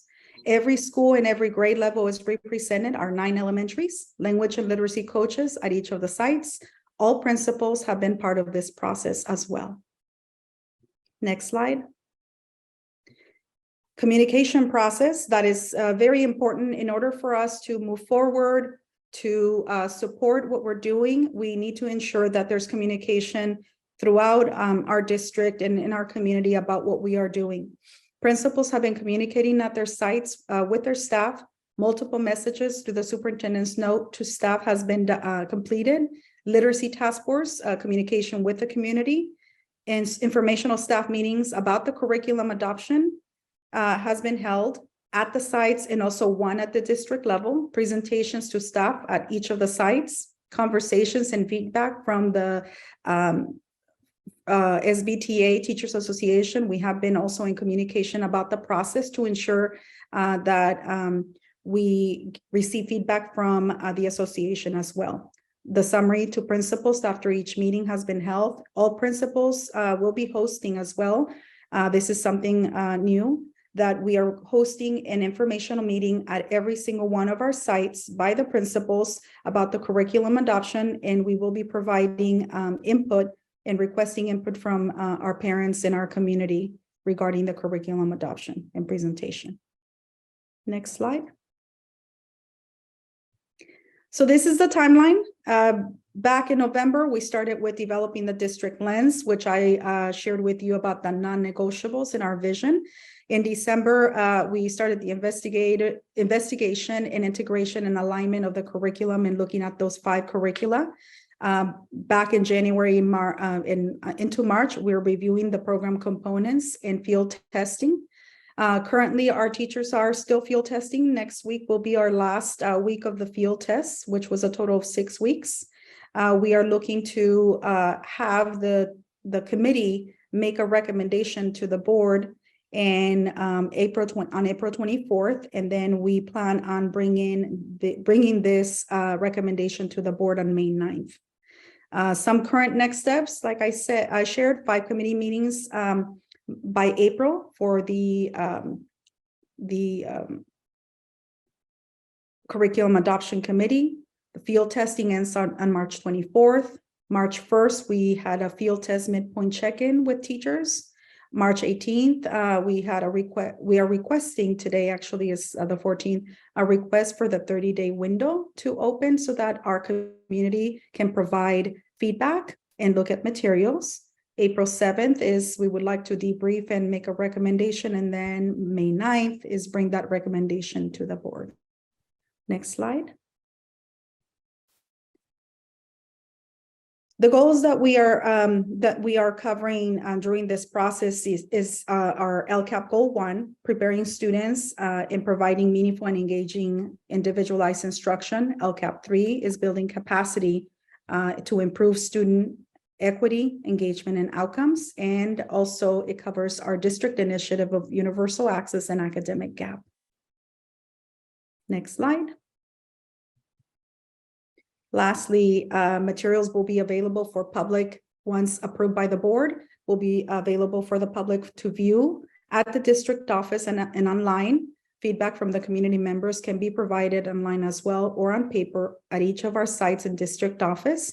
The community information sessions will be available at each elementary school site now and until May 8th, presented by the elementary principals.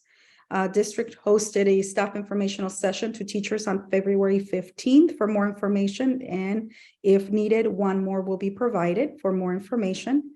And also district hosted the literacy task force session about the curriculum on March 9th. And I believe that's the last slide. Can you check one more? Thank you. That concludes my presentation. Are there any questions? Yes, is there any public comment on this, Ms. Trujillo? No public comment on this item. Okay, thank you. Any questions, board members, or comments? I'm looking for Ms. Alvarado. Ms. Alvarez. See ya. We're right next to each other. So. Yeah, I see you. On your screen. Well, first of all, thank you, Ms. Alvarado. Thank you for your leadership, and thank you to Dr. Price for her leadership. And I can't name everyone whom I met at the Literacy Task Force last week, Dr. Monroe, of course, and all the teachers who came together in this process. I'm very, very happy to see how inclusive it was, how thoughtful it was. And also at the Literacy Task Force, there were also some principals there, which I'm sure I missed. Since I missed the other meetings, I'm sure there were other principals there as well. So what I see is that it was very inclusive, very planned, very intentional, and based on our population, our student needs, and that makes me very hopeful. I think you can hear it in my voice how excited I am that we're in this place tonight, that we're moving forward back in the, I think, late 90s, early 2000s, we were using Open Court, and you say that there was another adoption in 2007. So I'm very happy, to say the least, that we are moving a step in the right direction, and that we're taking into consideration our students' needs, that we're acknowledging our areas of growth. We're saying, yes, our students, we need to do better for our students, and this is what we are doing. So thank you for doing that. One question I do have, and maybe you probably covered that, and I'm sorry if I missed it. How are we going to know that we're making progress? What's our goal with this new program and this investment that most likely will be made? Yes, definitely. Before I answer your question, if I may just acknowledge Dr. Price that you just mentioned, also Trisha Polstra, Amy Gates, and Sandy as well, who were part of this process and have spent a significant amount of time, as well as the committee members from every school. I know that I have a short time to present, but I wish I could name every single one. But we do have a presentation number 2 where we are going to explain a little bit more about the work that they have been doing. This is part 1 of the adoption process, because there's a significant amount of work that it would take a very long time to explain a lot more that is happening. But how are we going to measure? We plan on having a 3-year professional learning plan for this adoption, because one of the things we have learned, our historical knowledge shows that we have not stuck to or have done, that we can do a better job at professional learning and having a well thought out plan, and that it's something that we know it's going to continue year after year for the next 3 years at least. And we will be using learning walks from administration, learning walks from the district office, our elementary team. We will also be using data to guide our decisions and to follow up on areas of need as well. You will see it on the STAR results. You will see it on the CASP results. So state, district, and site assessments that will be used to show results of the progress we're making. And I can't tell you how excited I am about this adoption and how we are aligning the work that, that is happening at every campus, and that we're able to have those conversations through our PLC process, which will be another way in which we can measure the progress of this adoption. And I'm also very pleased to see that there is an intentionality in regarding our EML students in this ELA proposal that you're bringing. And it's just, to me, this is so big. I mean, what's the headline? The headline is we're bringing uniformity, where we were so fragmented. And now we're bringing it all together. We have a professional development plan. And thank you. I can't thank you enough, and everyone else. I'm very pleased to see this, and I can hardly wait to see the improvement in our ELA curriculum, and also, of course, in our EML students. So thank you very much. Thank you. Board members, additional comments or questions? Ms. Munoz? Yes, thank you for the presentation and your hard work and everyone's hard work on this. So important. I mean, just to, I don't want to repeat what Ms. Alvarez said, but certainly it's time, it's good to see everybody coming together and giving the input in such an inclusive way. I'm very excited to see, the results of this, and I'll be coming around to look at the materials. I am, very much also feeling like when we went and did the listening tours, like the teachers have been having all this happening, and everyone's interested in it, so that our students can move forward. And if a student transfers to another school, that they'll have the same curriculum, and there won't be, an issue with lack of continuity. So thank you so much. Very exciting. Absolutely. Thank you. Thank you. Mr. Escobedo. Thank you. Thank you, Ms. Alvarado, and to your team. This has been a long time coming, and I think a lot of people are really excited for all of the reasons that Ms. Alvarez and Ms. Munoz outlined. I think it is really exciting to have a uniform curriculum across our district. One of the things that has come up in conversations that I've had is curriculums have their strengths and then they maybe have their areas of opportunity. So if that feedback comes out in the 30-day feedback period, and maybe there is a preference for one curriculum over the other, but the feedback identifies these areas of opportunity, is it your intention to maybe find another curriculum that does really well in that area and supplement one of these curriculums? How will you go about that process? So we looked extensively at the 5 and then narrowed it down to the 2. And during the last 5 meetings that we've had with the committee, we have identified already gaps. So at every single meeting, we have summarized the areas of strength of the curriculum, areas of need by grade level, not just overall, but by grade level, also through the lens of MTSS, through the lens of EMLs, through the lens of special education students. And we are already looking into what the gaps are so that we can supplement it with other material. Another committee that I'll share more information at the next presentation, but we do have 2 subcommittees. One subcommittee is on the professional learning plan that will include teachers, administrators, and other district team members. And then we will also have a group looking at the culturally responsive, lens through our curriculum. There is a research done by the New York University, and there is a rubric that is used where any member of the committee takes a unit from any of the curricula we're looking at, and we look for gaps. And through that process, we will be making recommendations.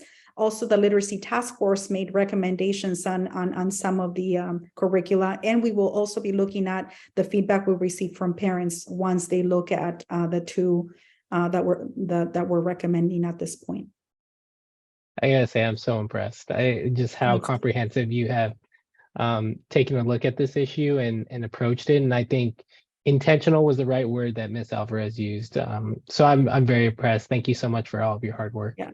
And Mr. Escobedo, just to mention one thing, to you and to the public, is the way I'm looking at this work and the process that we're using for the curriculum adoption is as if I was looking for a curriculum for my own child, my daughter. My daughter is now an adult. She went through elementary, junior high, high school, and college, but I'm looking at it through the lens of a parent, of an educator, and also of a former student and EML learner.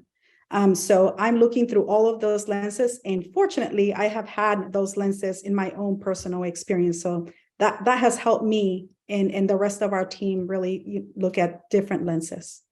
Well, I'll say it comes through, and I just want to say thank you. I really appreciate it, sincerely. Thank you. Mr. Banning.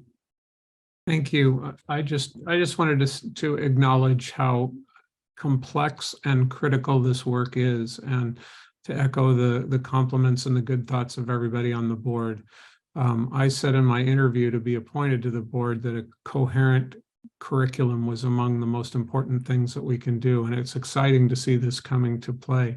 The next most important thing to having a coherent curriculum is having it implemented with fidelity.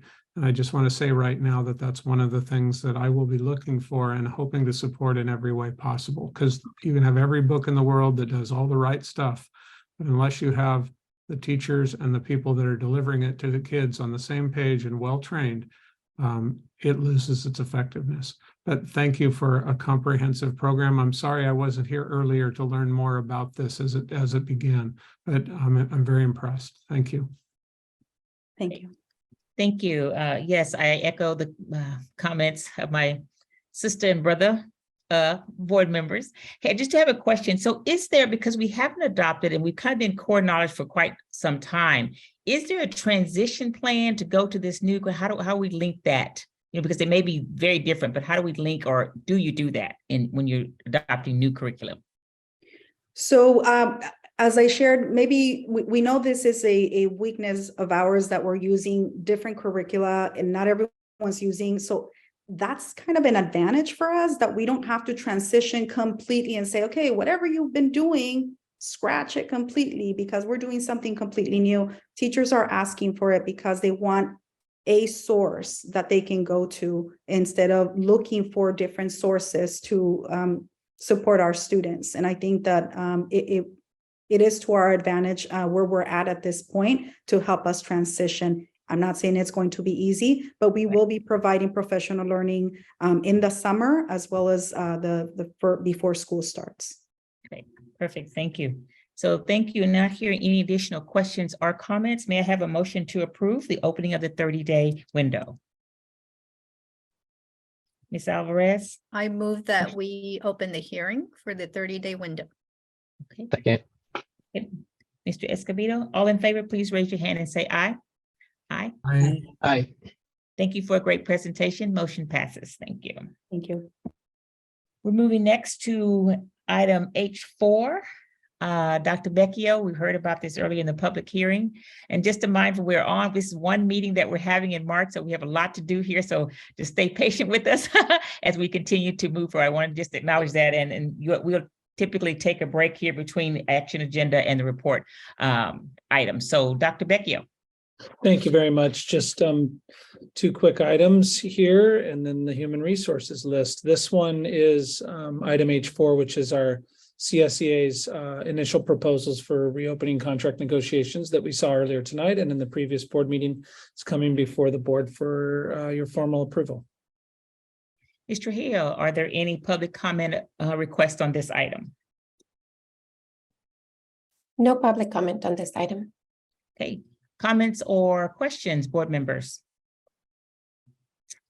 Hearing none, may I have approval of this item? Motion to approve. I so move. Okay, Ms. Munoz, motion. Do I hear a second? Second, who did? Who said that? Okay, Yeah. you went over there. Okay, all right, Mr. Escobedo. All in favor, please raise your hand and say aye. Aye. Motion passes. Dr. Vecchio, H5. Thank you. H5 is Santa Barbara Unified's version. It's our initial proposal for reopening contract negotiations with CSEA, and it comes before you this time for your formal approval. Okay, any public comment requests, Mr. Trujillo? No public comment. Thank you. No comments or questions, board members? Hearing none, may I have a motion for approval? I move to approve this item. Mr. Banning, do I hear a second? I second.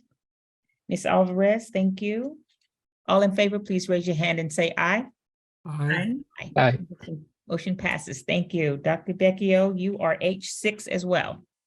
Thank you very much, Board President Sims Moten. This is our recommendations since we last met. These are the actions that HR has taken that we're seeking board approval for. Just before I turn this list over to the board for your consideration, I did want to point out just a couple things. We do have the interim certificated management positions there where we have done a little bit of a restructure where we had some significant needs mid-year. And you'll notice that Daisy Ochoa is already working now as interim principal up at McKinley, and that was it's a big deal for that school, and she'll finish out the year there. And then the John Shetler and Carla Curry change, where John Shetler will serve as interim executive director of student and family services, or executive director of student family services, and Carla Curry will help in the director role of special ed. These positions, it's important to note, I wanted to make sure you were aware that there is an increase of 9,000 to move Carla Curry from her current role to this interim director of special ed position. We did use the unused funds from the Patricia Madrigal resignation, where that position has been vacant for several months. And that far exceeds the amount of 9,000. So we are not increasing the budget to be able to do this restructure. And all the other changes did not cost any additional money. I also wanted to just congratulate publicly Veronica Terrell, who's taking a promotion. She was filling in this year as the administrative assistant 3. This is what's usually known as the principal secretary at San Marcos. So Liz Rubio was out, And she applied for the open position when Liz resigned, and she went through the process and got that position. And she just did a great job for us filling in out at San Marcos.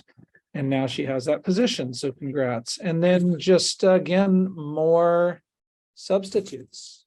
And with that, I will turn it over to the board for any questions and your consideration. Thank you. Thank you. Any public comment requests on this item, Ms. Trujillo? No public comment. Thank you. Board members, comments or questions? Hearing no comments and or questions, thank you, Dr. Vecchio. May I have a motion to approve? I so move. And a second? Mr. Banning? Thank you. All in favor, please raise your hand and say aye. Aye. Aye. Motion passes. Thank you, Dr. Vecchio. Thank you. So next we're moving to H7, approval of Learn Platform Software Agreement. Who do we have? Hello and good evening, Board President Sims Moten, members of the board, and Superintendent Dr. Maldonado. Tonight, I'm very excited and eager to bring Learn Platform to the board for consideration and approval. Next slide, please.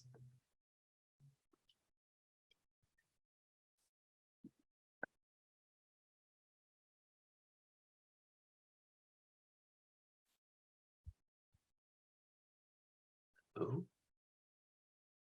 Oh. We'll give the team just a minute here to get that working. Yes. Thank you. Are you able to see the slides? Yes, we can. Can we advance to the second slide, please?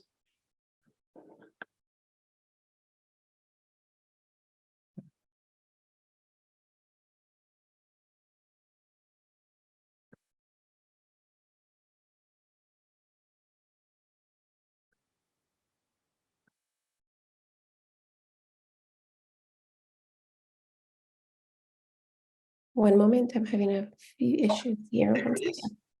Perfect. So currently, Santa Barbara Unified maintains over 250 applications and platforms for use in and around the classroom. We do have hundreds more of free resources as well. Even though we may not license them, we do still manage that. And as you can imagine, this is quite an effort to maintain and to continuously evaluate ongoing the effectiveness of each platform in each app. So right now, I just want to talk about kind of our internal process. ETS, or Educational Technology Services, maintains let's just say a myriad of different spreadsheets to manage this effort.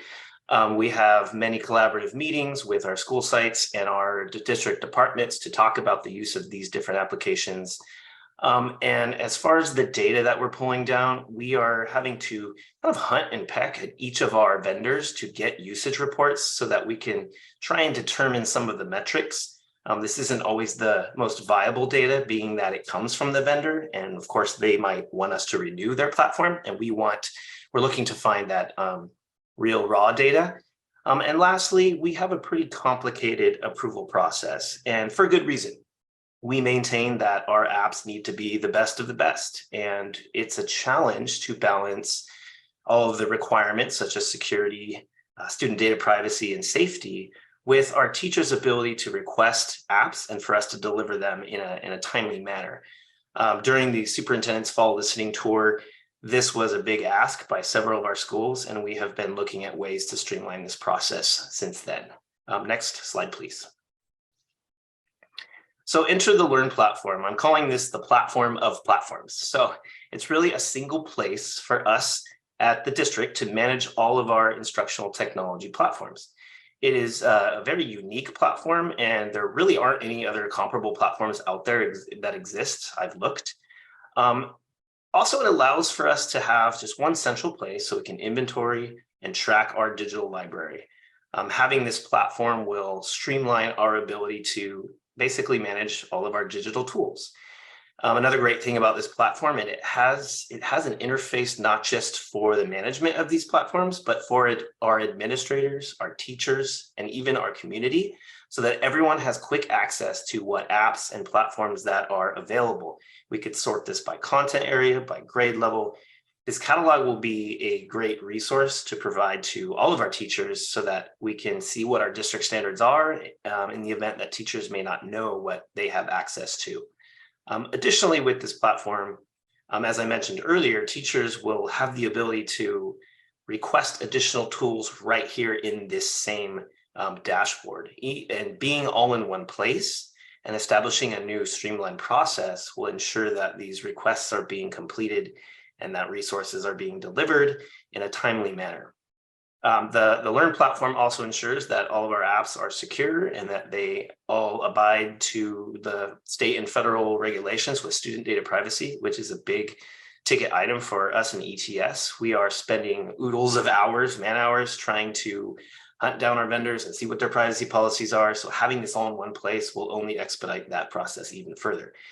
And last but not least, it collects data. It collects data to see what our students and our teachers are accessing so that we can use that to make informed decisions on whether we are seeing effective use of that platform or if it's something that we may not need to renew for cost effectiveness. Next slide, please. So as I mentioned before, this is, again, one single place for all of our apps and platforms and contracts to manage, but also an area where all stakeholders have access to, and they will see the relevant information that is adequate for their role. So if they're a community member, they'll see all the different platforms. If they're a teacher, they may be able to see a little bit more what's going on at their school site. And at the district office, we can really be focused on making sure we're not licensing or paying for any duplicative software and making sure that we're consolidating all of our and aligning all of our efforts with the same types of platforms. Next slide, please. I also wanted to speak briefly about the cost. The first year we'll be licensing this software for just under $70,000 and roughly $55,000 ongoing.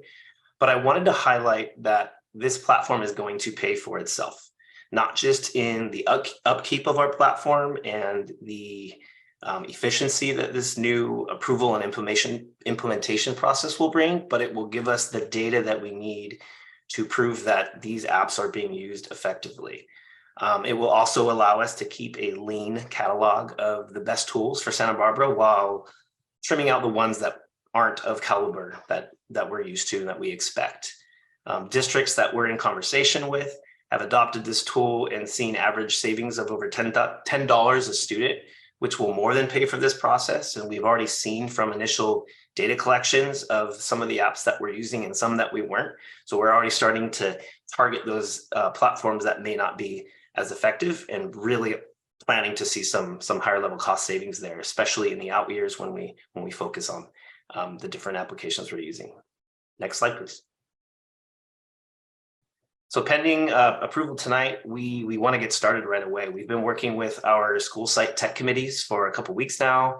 We started a pilot and installed the initial components of this system.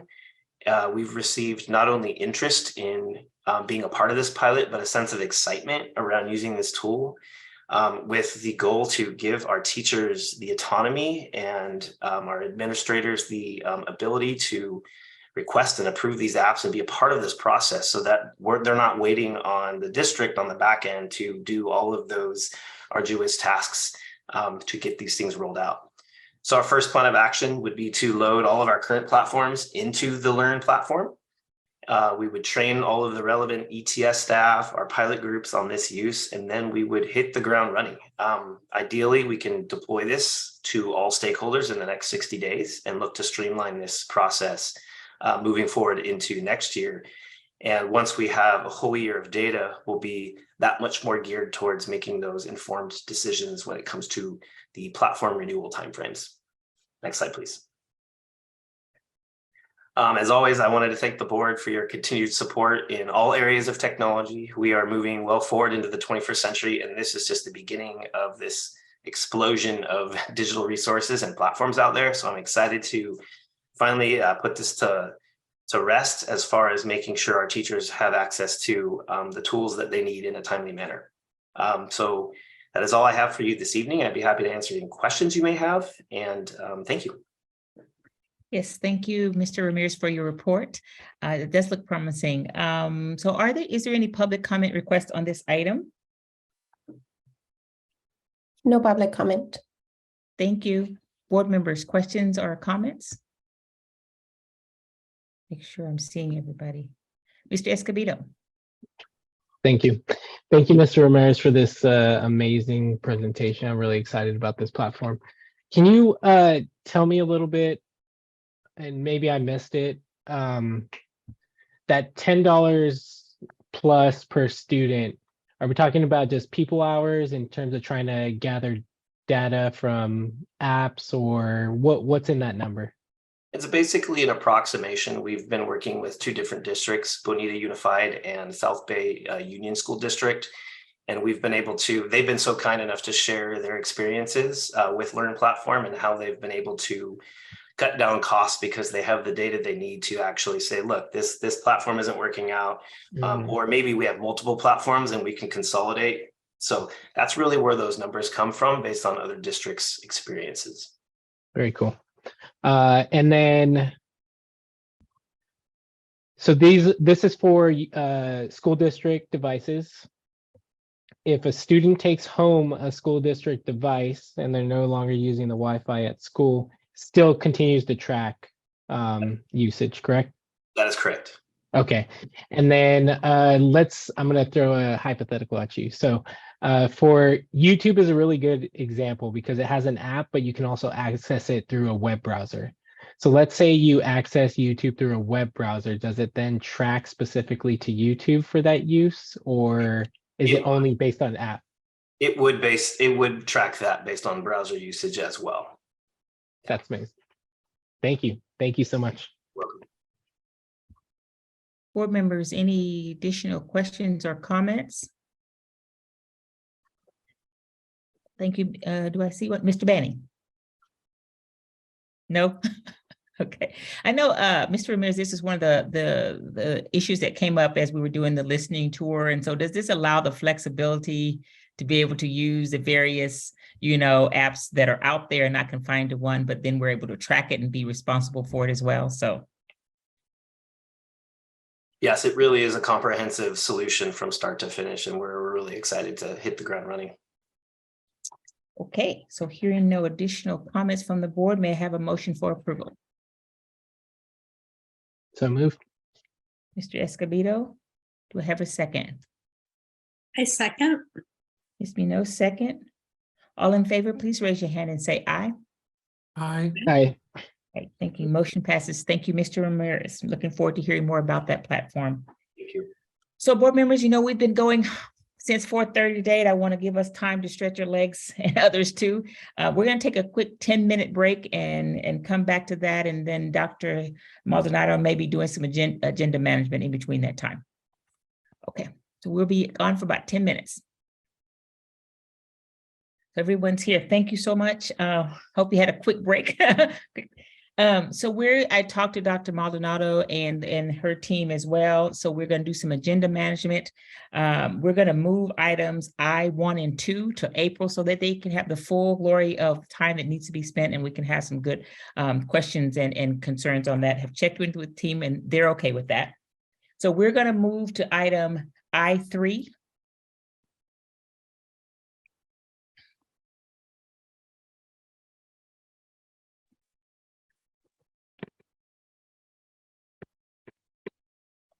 Hernandez. Yes. Yes. So that's me. We have our auditors here today with us. So hopefully they can be brought forward since we're moving our agenda. I wanted to just give a little explanation as to why our audit is later this year than it normally is. So our auditors will be talking tonight about the audit that goes through the end of last year. And normally we would have an audit completed by December. Oh, there he is. There's Mr. Royce Townsend. And so it's late this year, and it's late. Many people had to get extensions for their audits this year for several different reasons. One of them for our auditors was that just like the school districts, the auditors also had the same situation of losing some staff and having some staffing holes that we all needed to deal with. So we did ask for an extension of the state for our audit, and the state approved it. So I am telling you this tonight because I think you normally would have had this audit review earlier in the year. So I just wanted to make that clear for you. I would like to introduce Mr. Royce Townsend. He is our auditor from Eide Bailly.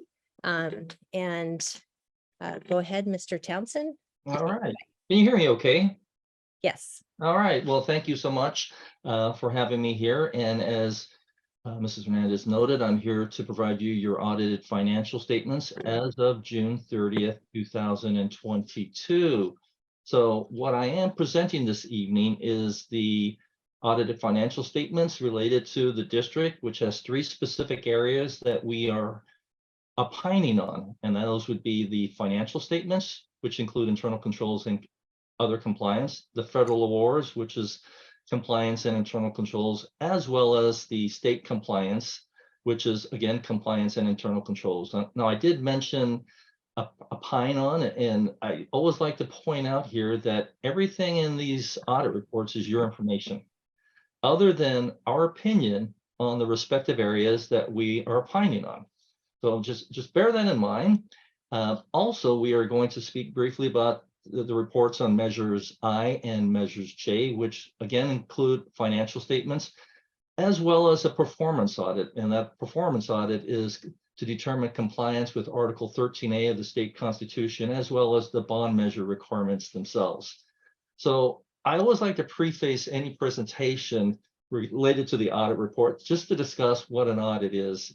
So as a reminder, the audit is a process to determine or to provide the governing board reasonable assurance about whether the financial statements are free of material misstatement. And of course, that's in contrast to total assurance, which would suggest that we are looking at every single transaction, and that's just not the case. Now, I mentioned the auditor's opinion. The highest level of assurance that we can provide through an opinion is what we call an unmodified opinion. So anytime you hear something other than unmodified, you probably want to ask why that's the case. You know, there's a lot of value with the audit, but for me, when I'm presenting to a governing board, I always like to remind the governing board that the audit provides you a level of assurance regarding the information that you're getting from your business management. That's information that you are required to rely on when you make your decisions. And so the outcome of the audit is important in that respect. So with that said, let's talk a little bit about the audit. And, there's 100+ pages in this report. It's voluminous, no doubt about it. And, truthfully, not too many people will spend that time looking at every single page. So from my perspective, what I would expect and where I want to direct the governing board is to 2 specific pages within the audit report itself. One is the summary of auditor's results. So if you happen to have that hard copy in front of you, it would be page 100. And if you had a PDF, that would be page 107. So this is where the auditor is providing the opinion on the 3 respective areas that I mentioned. So let's go over the results of those 3 areas. As it relates to the financial statement, we are providing you an unmodified opinion. There was 1 material weakness identified, and that was due to an adjustment. However, there were no significant deficiencies identified during the course of the audit. As it relates to the federal awards, again, the audit is providing you an unmodified opinion. There were 2 major federal programs tested, including 9 specific COVID-19 related programs. There were no material weaknesses identified, nor were there any significant deficiencies identified. And lastly, as it relates to the audit for state compliance, and I'll tell you, these days that number has grown to almost 30+ programs that we have to test, that we may have to test based on the programs that you offer. We are again providing you an unmodified opinion. We did not identify any material weaknesses or significant deficiencies for all of those state programs. So that is certainly an outcome that I would want to hear from a board perspective. I did mention 2 specific pages in the audit report. And so the second one is called the Schedule of Financial Trends. And again, if you're looking at a hard copy, that would be page 84. And if you're looking at a PDF, that would be page 89. This is the only place where you have 3 years worth of data in the audit report. And when Ms. Hernandez was doing her presentation related to the second interim budget, she was talking about trends. So I think this really correlates very well with that presentation, but it's important from a governing board's perspective to focus on the most important trends, because I do believe trends provide a picture for you where you have been and where you may be going. So with that said, it was noted that the district has incurred operating surpluses in all 3 of the past years, and that's obviously a positive trend. While you are projected to have a deficit in 22-23, the year that you're in right now, of course, that is budget, and you'll have to see where you end. You are maintaining your reserves, and one comment that was made by, I believe it was Board Member Alvarez, related to reserves, is she was astute enough to realize that your reserves are looking at 2 months worth of operating costs, which, you know, when I'm asked that question, and I get asked that question quite a bit, I always maintain, I think 2 months worth of operating reserves makes the most sense. Lastly, the one trend that is interesting here is your total long-term obligations have decreased by $91.9 million. Now, understand that most of that change is related to pension obligations. And that's primarily because for the past few years, the state was contributing on its own in addition to your increased premium rates. So there was a lot more money that was going in to cover pension obligation, and thus the obligation actuarially has declined. Now, with that said, things change, and part of the calculation is the interest rate on the monies that the state sets aside. And since the interest rate environment is volatile, you'll probably most likely see an increase in premiums for PERS and STRS once again. So another great page, like I said, for you to focus on. And if you'd like, I could stop here before I move into the presentation for measures I and J, or if you'd like, I can just continue on and I can take all questions at the end. Any preference? Yes, I think you can continue. We'll hold our questions to the end of your presentation. Thank you.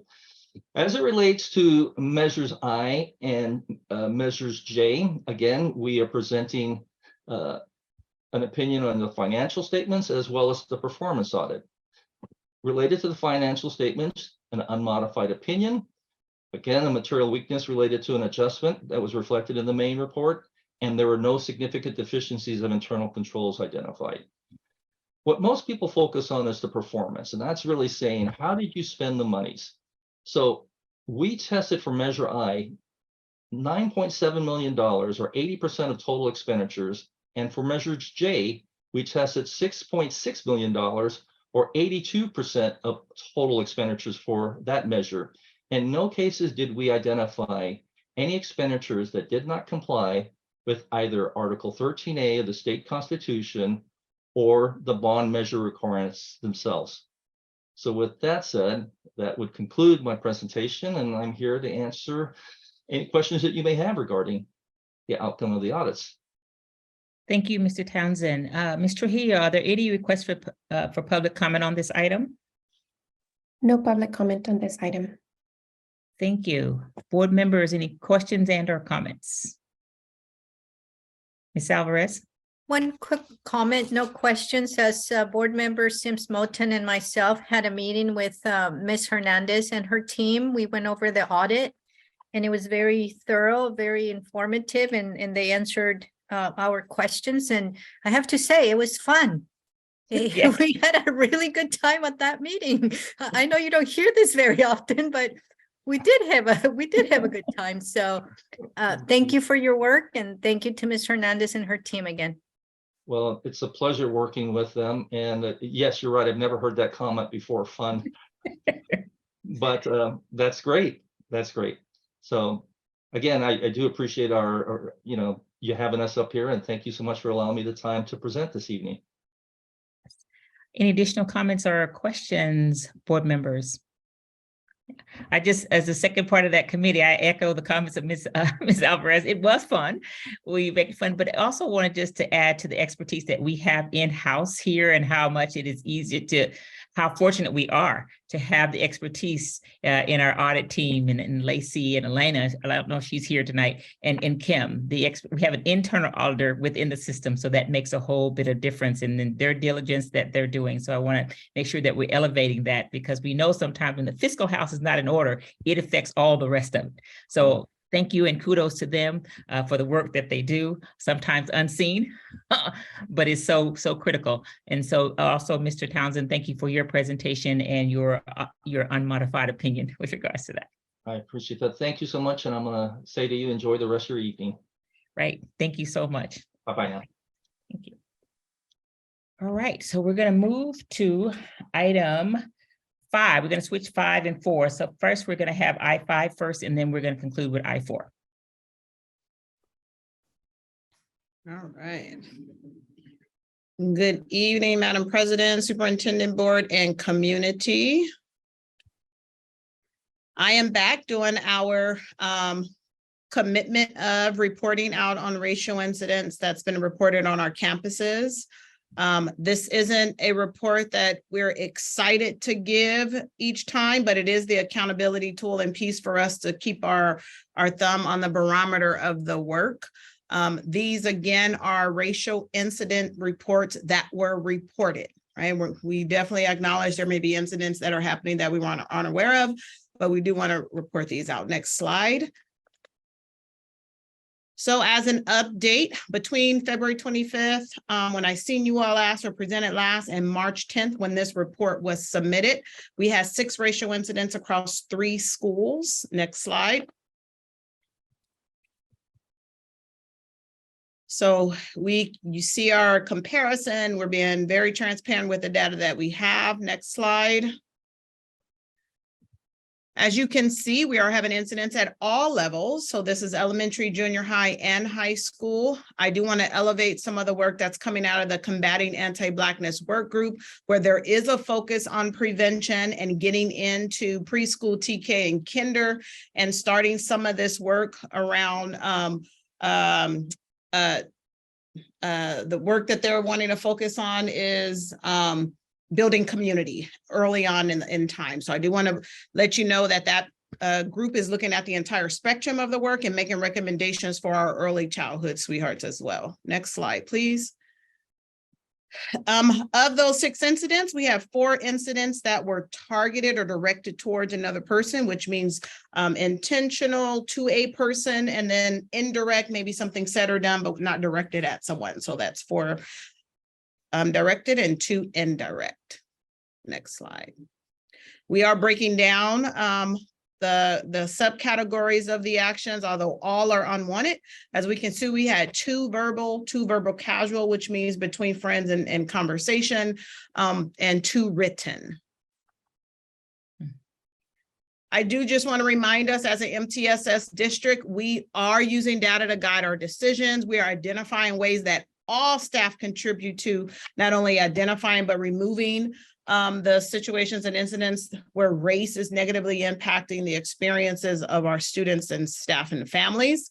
And we are partnering with our community to identify those mutual ways that we can support this work, our students belong to us 180 days, and we want to own the experiences they have on our campuses, but we also want to partner for 365 days of their experience.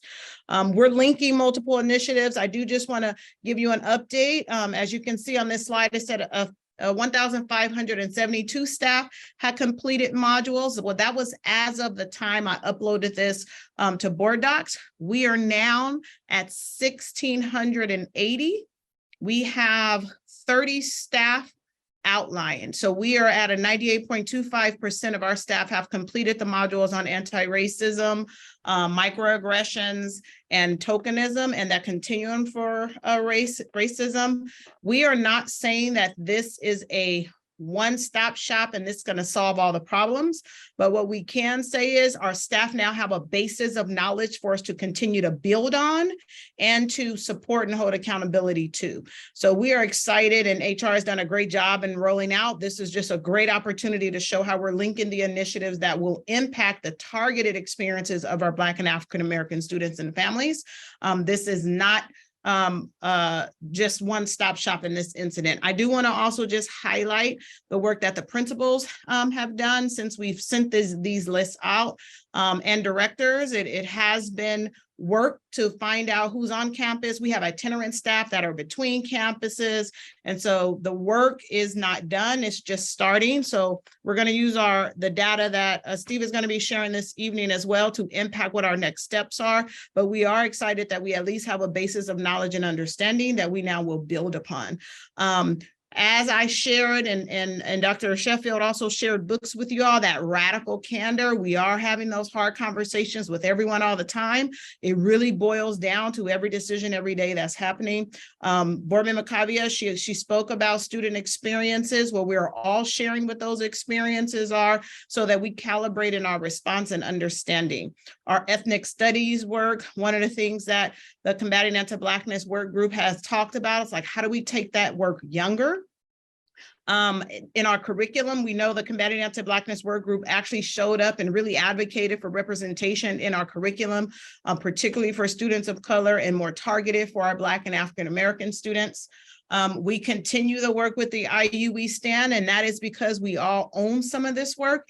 And the more eyes we have on ensuring that our students, staff, and families are physically, mentally, emotionally, and socially safe on campus, the more we are going to move this work a millimeter at a time, as the superintendent read her motivational statement for the week.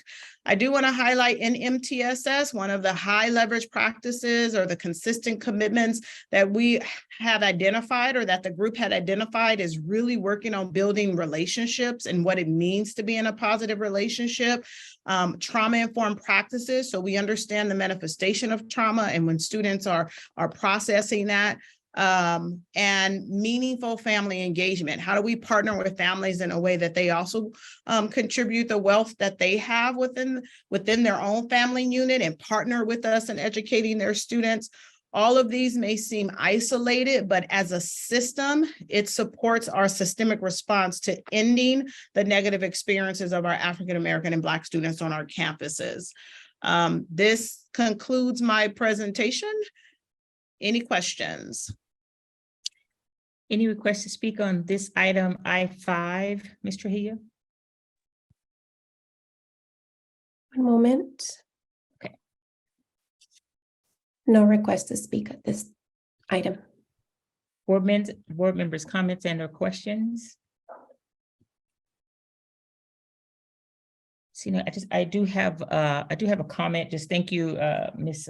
Edison, for your presentation on the report. And we know that as we start to put this in place, we're going to hear, and it's going to elevate things in terms of that. I know, and I appreciate the depth in which you're increasing that report to really get at the root of those things, making it much more specific how we're doing it, and how you're also tying it as a part of the MTSS system, because that is the piece. There's two pieces, I think, when we're dealing with this. There's a systematic way in which we have to work through things, and we realize how challenging that can be when you're changing system. There's also that other part about how people are feeling through this process, how they identify through that, how they feel about themselves, and how they feel that they're a part of something themselves. So how are we looking at it from a personal standpoint as well as from a systematic standpoint? So I appreciate the keep increasing that report and adding on different things as we expand that to make sure that we're covering all bases. And it is part of a system that it will have to continue. It's not a system one and done. It's a system that we're going to continue to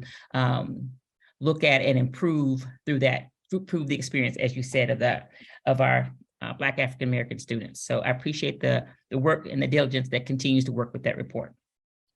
Thank you. And I do want to highlight, we did also launch our reporting page. It is now online, it is active. And so we're trying to eliminate the barrier of how families and staff and students can report to us incidents that might be happening that may not make it up to the principal. So we are looking at multiple ways. How do we engage with community in different ways? I also just want to highlight the Combating Anti-Blackness Work Group. We have very passionate conversations in there, and we have landed that it's short-term and long-term work. And it is the systemic work and the sense of urgency to respond to harm and trauma. So we're doing all that at once. And so we welcome partnership in that work. Appreciate that. Ms. Alvarez? Yes, thank you, Ms. Edison, and also thank you to HR and the team who was behind launching the modules. I was able to complete my 3 modules, so thank you very much for sending that to me. And I have to say, I learned quite a lot, and here I thought I already knew.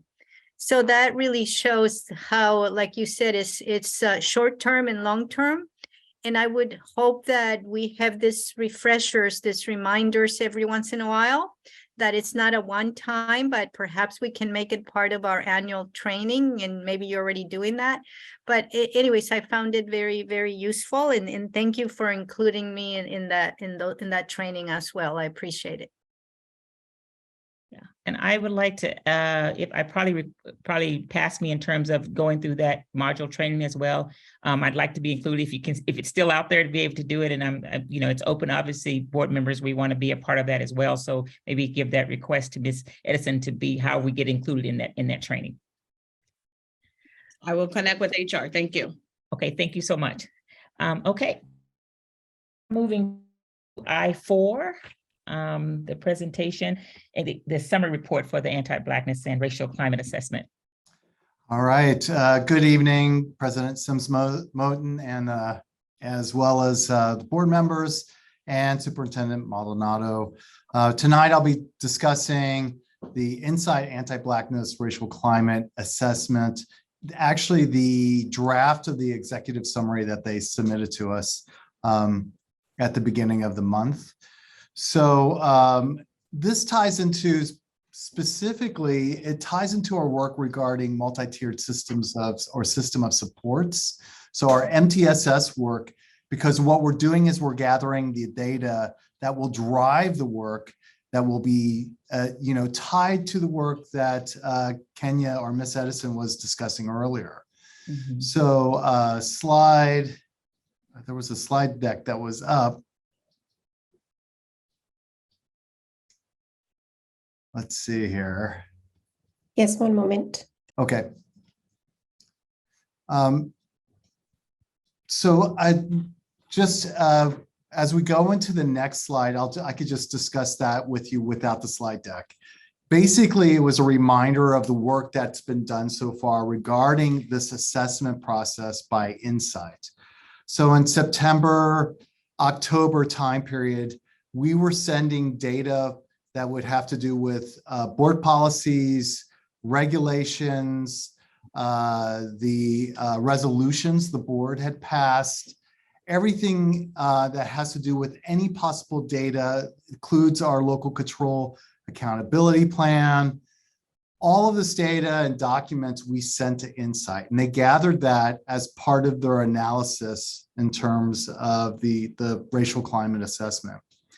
Phase 2 that you see there in particular was actually the process of creating the survey questions, reviewing the survey questions, and making sure that we had the right survey questions to be distributed to students, staff, family members, and community members. So, and those surveys were deployed, and then we gathered all that information by the end of 2022. So in December and January of 2023, actually just leading all the way to almost the middle of February, we were designing focus groups, gathering up and communicating to various members of our community, families, students, teachers, leaders, you name it, to gather up specific focus groups of 10 or less people in the group and ask questions and make sure we're gaining the information we need to really determine what is it like being in Santa Barbara Unified, at the school, in the district, specifically as a Black African-American student or staff member. What does that mean? So we implemented the stakeholder groups, and then by, I believe the last group was the 13th, February 13th. From that point on, it was really crunching the data and just reviewing all the findings and to come up with some key findings that they discovered from the data. So that's the first step. But the second part of this work that they're completing is they'll actually be providing the recommendations on their findings. Next slide, please. And thank you for finding the slide and putting it back up, the slide deck. All right, so just wanted to give you the specific data, as you could see, regarding the survey responses, how many people participated. And then as well, I wanted to make sure that you saw how many focus groups that we had, including the very last group that we squeaked out with our Student Advisory Council. We found high value with our focus groups, and we wanted to do more than just what was typically planned out, which was probably 10 to 15 groups. So we really dug in there regarding the focus groups. Next slide. So really, I want to talk about our key findings with the assessment. As you can see, they came up with specifically 10 key areas, but I wanted to really bring your attention to a few of these and why it's important to be aware of these areas. The first one in particular, the normalized racism. The thing that came out of that key topic, I feel like that topic actually covers all of these bullet points. Specifically, what was driving that area, what they discovered was that our Black and African-American students maintain this belief that our climate and culture in our schools, as well in the district, they are rooted in racist behaviors. It doesn't matter if it's overt or covert, but they were still feeling and experiencing these racist behaviors, as well as microaggressions by students and teachers. And on top of that, they feel like there's like this daily realization that they feel like the students and staff are not responding or deterring or preventing these racist and anti-Black behaviors. So as you could see, that really is, it encompasses so much with just that one topic or that one key finding. A couple of other things I wanted to bring to your attention would be the diffusion of responsibility to respond. So the thing about that is the staff and students, they wanted to reiterate specifically the staff and students are our first line of defense against racism and anti-Blackness. And that's what was being presented, whether it was in the focus groups or whether it was being presented in the surveys. Again, going to another topic, I think this is a particular, all of these are of particular importance, but this gives again, a clarity to what our students and staff are experiencing. And that has to do with the onus of responsibility to deter or prevent the racism and anti-Blackness. And the thing that came out in that particular point was that people in the groups and those who spoke up and pointed this out were saying that they feel like we need to shift the responsibility from those who are the victims of the racist and anti-Blackness behaviors to those, they should not be the ones owning the responsibility to deter this. It should be those who are the adults and even fellow students to prevent this. Again, it ties to the normalized racism point. I wanted to hit three other items in particular. One is the whiteness as a disqualifier and qualifier. So basically that is the white staff expressed their uncertainty to lead anti-racist or pro-Black effort. So we've heard this when we've had some of our meetings, the Combating Anti-Blackness meeting that's come up, as well as even within some of our leadership meetings. Two more things. Actually, the capacity and courage topic in particular, that one, I just wanted to bring that up because of what Kenya mentioned, which is what we learned from our last meeting, is which we're looking at the long game. What are the things that we need to do in the long term? At the same time, what do we need to do immediately? And this topic, it talks about specifically immediate responsiveness. The last bullet I just want to bring up as a unique point, all of these are unique points, and you could read this in the executive summary, but this in particular I wanted to bring to your attention, and that is loose expectations and communication. So in a large part, the district expectations are viewed as ambiguous by our educational partners, meaning that our educational partners, our students, our staff, our parents, as well as community members.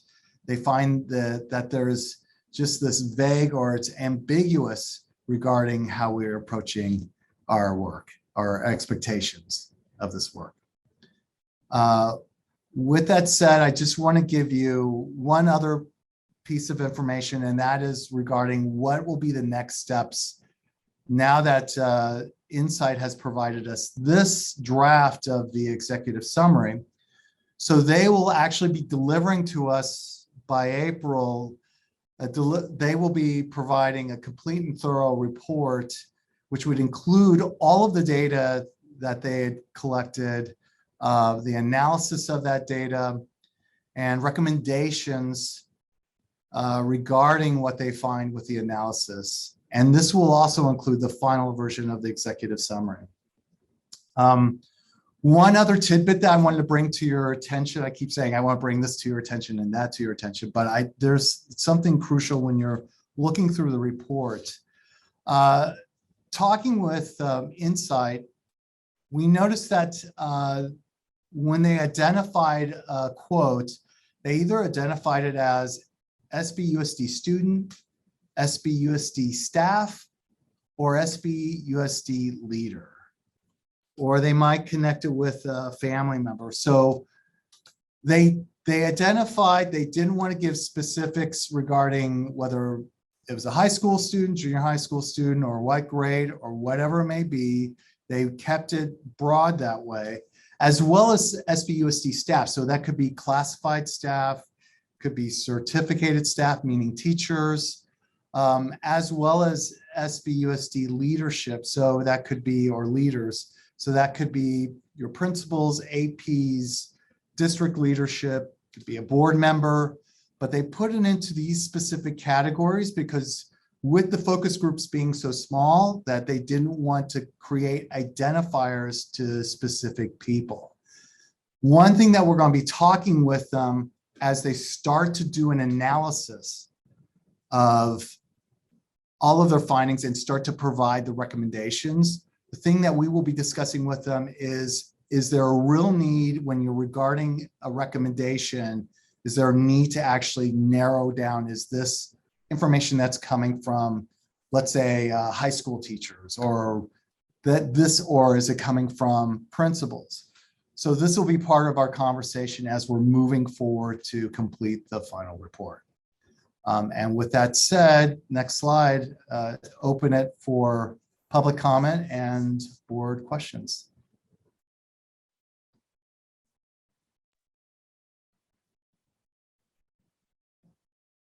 Ms. Sims-Moten, you're muted. There you go. Thank you. Thank you, Mr. Vince, for that report. Mr. He, are there any requests to speak on this item I4? Thank you, President Sims-Moten. We do have public comment on this item. Ms. Barbara Parmay.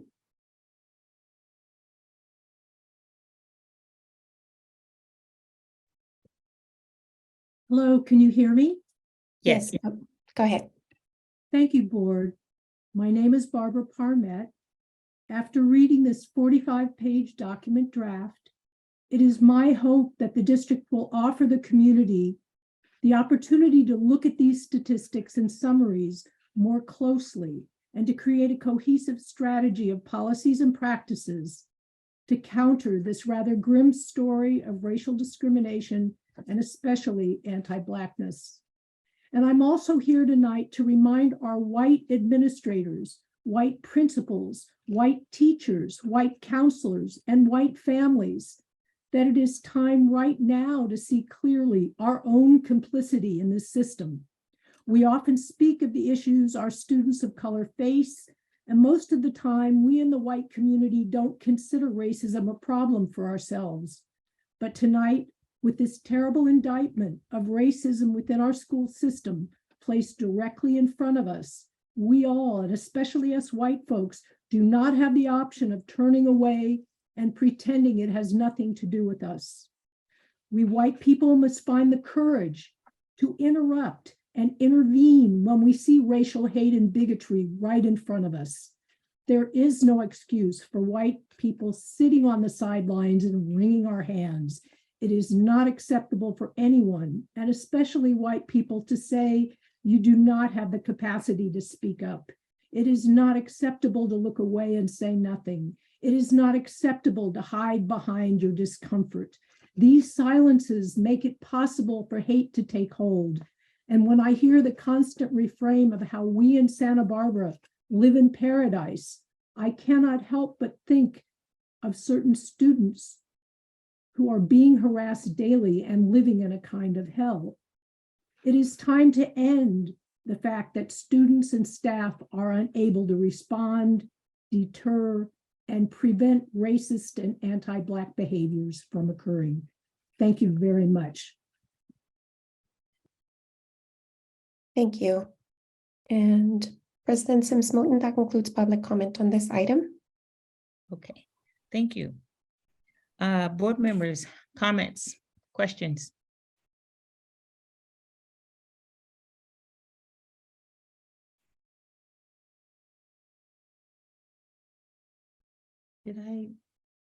I'm sorry, President Sims-Moton, we have one more public comment. Oh, okay, thank you. Ellie Cuevas. Yes, hello? Yes, go ahead. All right. Hello and good evening, members of the school board.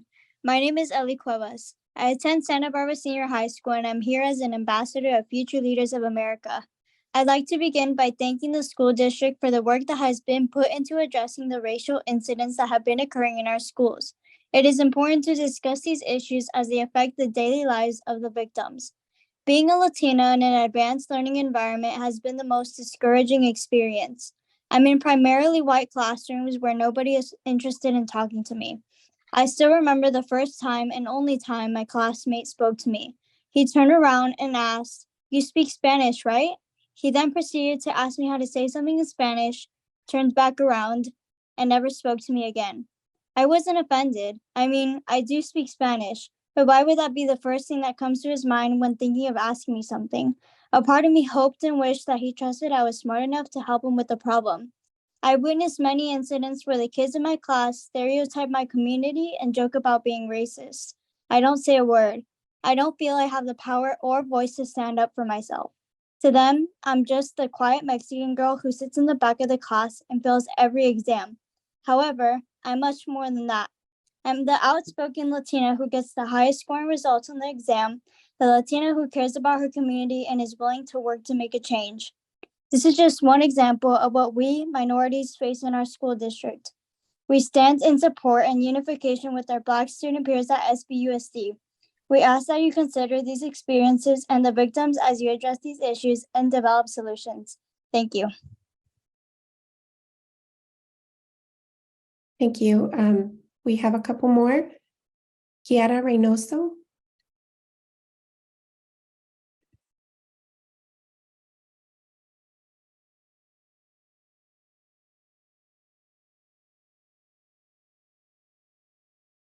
Kiara Reynoso, if you can unmute yourself. Hi. There you go. Okay. My name is Chiara Juliet Reynoso, and I'm here proudly as an ambassador of Future Leaders of America. I am a freshman at Santa Barbara High School, and I would like to give the school board members props for making meaningful changes and improvements in the Santa Barbara School District. Our future is really in your hands. I appreciate the district's efforts for making our community a better place. However, there is still much more to be done. Ever since I got to junior high, I saw the real world. People are not always nice, and there are a lot of microaggressions happening in Santa Barbara. As a high school student, I am a witness of the racial transgression that my Black peers have faced, and I find it unacceptable. Everyone needs to feel safe at school, and the district needs to be more holistic intervention work and address the root causes of these issues. We stand in solidarity with our Black student peers at SBUSD. When you address racism, you address issues that affect all students. Thank you for your time. Thank you. Our next speaker is Marilyn. Hello. My name is Marilyn Nava, and I'm here with Future Leaders of America. I attend Dos Pueblos High School. Recently, the school district has been working on addressing the many racial incidents that have happened in our schools. These issues harm the learning environment for students of color, and they need to be addressed. I've heard racial slurs being used by fellow students. This is just an example of what we face in our school district. When you address racism, you address the issue that affects all students. We stand in solidarity with our Black student peers at SBUSD. We ask that you think through how you're going to address these issues you concern these experiences. Thank you. Thank you. President Sims Moten, that concludes public comment. Thank you, Ms. Trujillo. I see Kavya, I think you had your hand up before the, I'll say, please go ahead. Yeah, I just wanted to mention that this work is so important and so critical. And I know it's been a long process, and I know that we've had a lot of times when we wanted to just get results quickly, and it's been challenging because I know this obviously also doesn't cover the full picture. As we saw, it doesn't, in the report, there were only about, I think, 60-something% of students that actually were able to respond to the survey. And so obviously, when we're looking at an issue like racial climate, it's going to be challenging to make decisions when we can't get a very high response. But I think, well, thank you, Mr. Venz, for that presentation. I really appreciated how in-depth you went into the specific kind of trends that we saw in the focus groups. That was really important for me to hear, just as a student, to know that there are staff and there are parents and families also feeling the same way about the racial climate at our schools. I think that's going to be huge, just connecting those different stakeholder groups and connecting their different experiences and perspectives to guide our decision making in the future. And then just again, just like a huge thank you to all the community members, students, staff members who participated in this. Your contributions are very, very, very important to us and to the work that we do. And I know it's not always easy to talk about your experience, especially if it's one that roots in trauma. So just thank you to everyone, and obviously thank you to the board and to the district for continuing to do this work. And I'm optimistic that we'll continue to progress and to make good decisions, but just keeping in mind that we need to call in to as many folks as we can in this work that we continue to do. Additional comments, board comments or questions?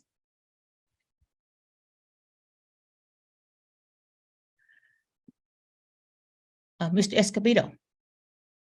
Thank you. So a couple of questions. Thank you, Mr. Vance, for the presentation. At our next meeting, it sounds like we will get the full report from Insight, right? In April. I'm hopeful. I should say I'm very hopeful for that, but I can't guarantee that. So what we'll be doing is making sure that they can move as quickly as possible. So it's either going to be at that board meeting or the following, but I'm aiming for the next board meeting. So I think the 11th or the 18th of April. Right. Okay. And will there be a member of the Insight team there in case we have questions about the process or data analysis? Yes, definitely. There will be someone there from Insight.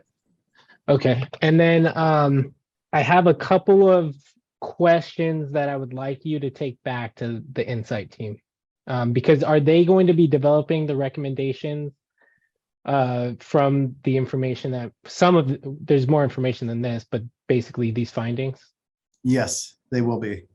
Okay, so some things that I picked out from here, I'm going to share this with you, and then I'm going to give some general comments. But so some things based on the findings, it sounds like, let me go to your presentation. Give me 1 second.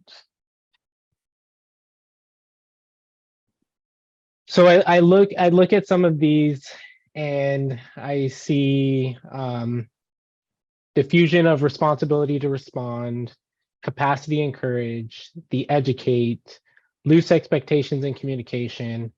I'm wondering a couple of things. So I'm wondering, one, and if you could take this back to Insight, is what sort of approaches have other schools used to provide, and what other resources are out there to provide not only the knowledge set, but the skill building? Because I think a lot of this is skill building of learning how to intervene and in these situations. And I know that it can be really scary at first. And I took a note somewhere from the anti-bias training that was really good, and I can't seem to find it.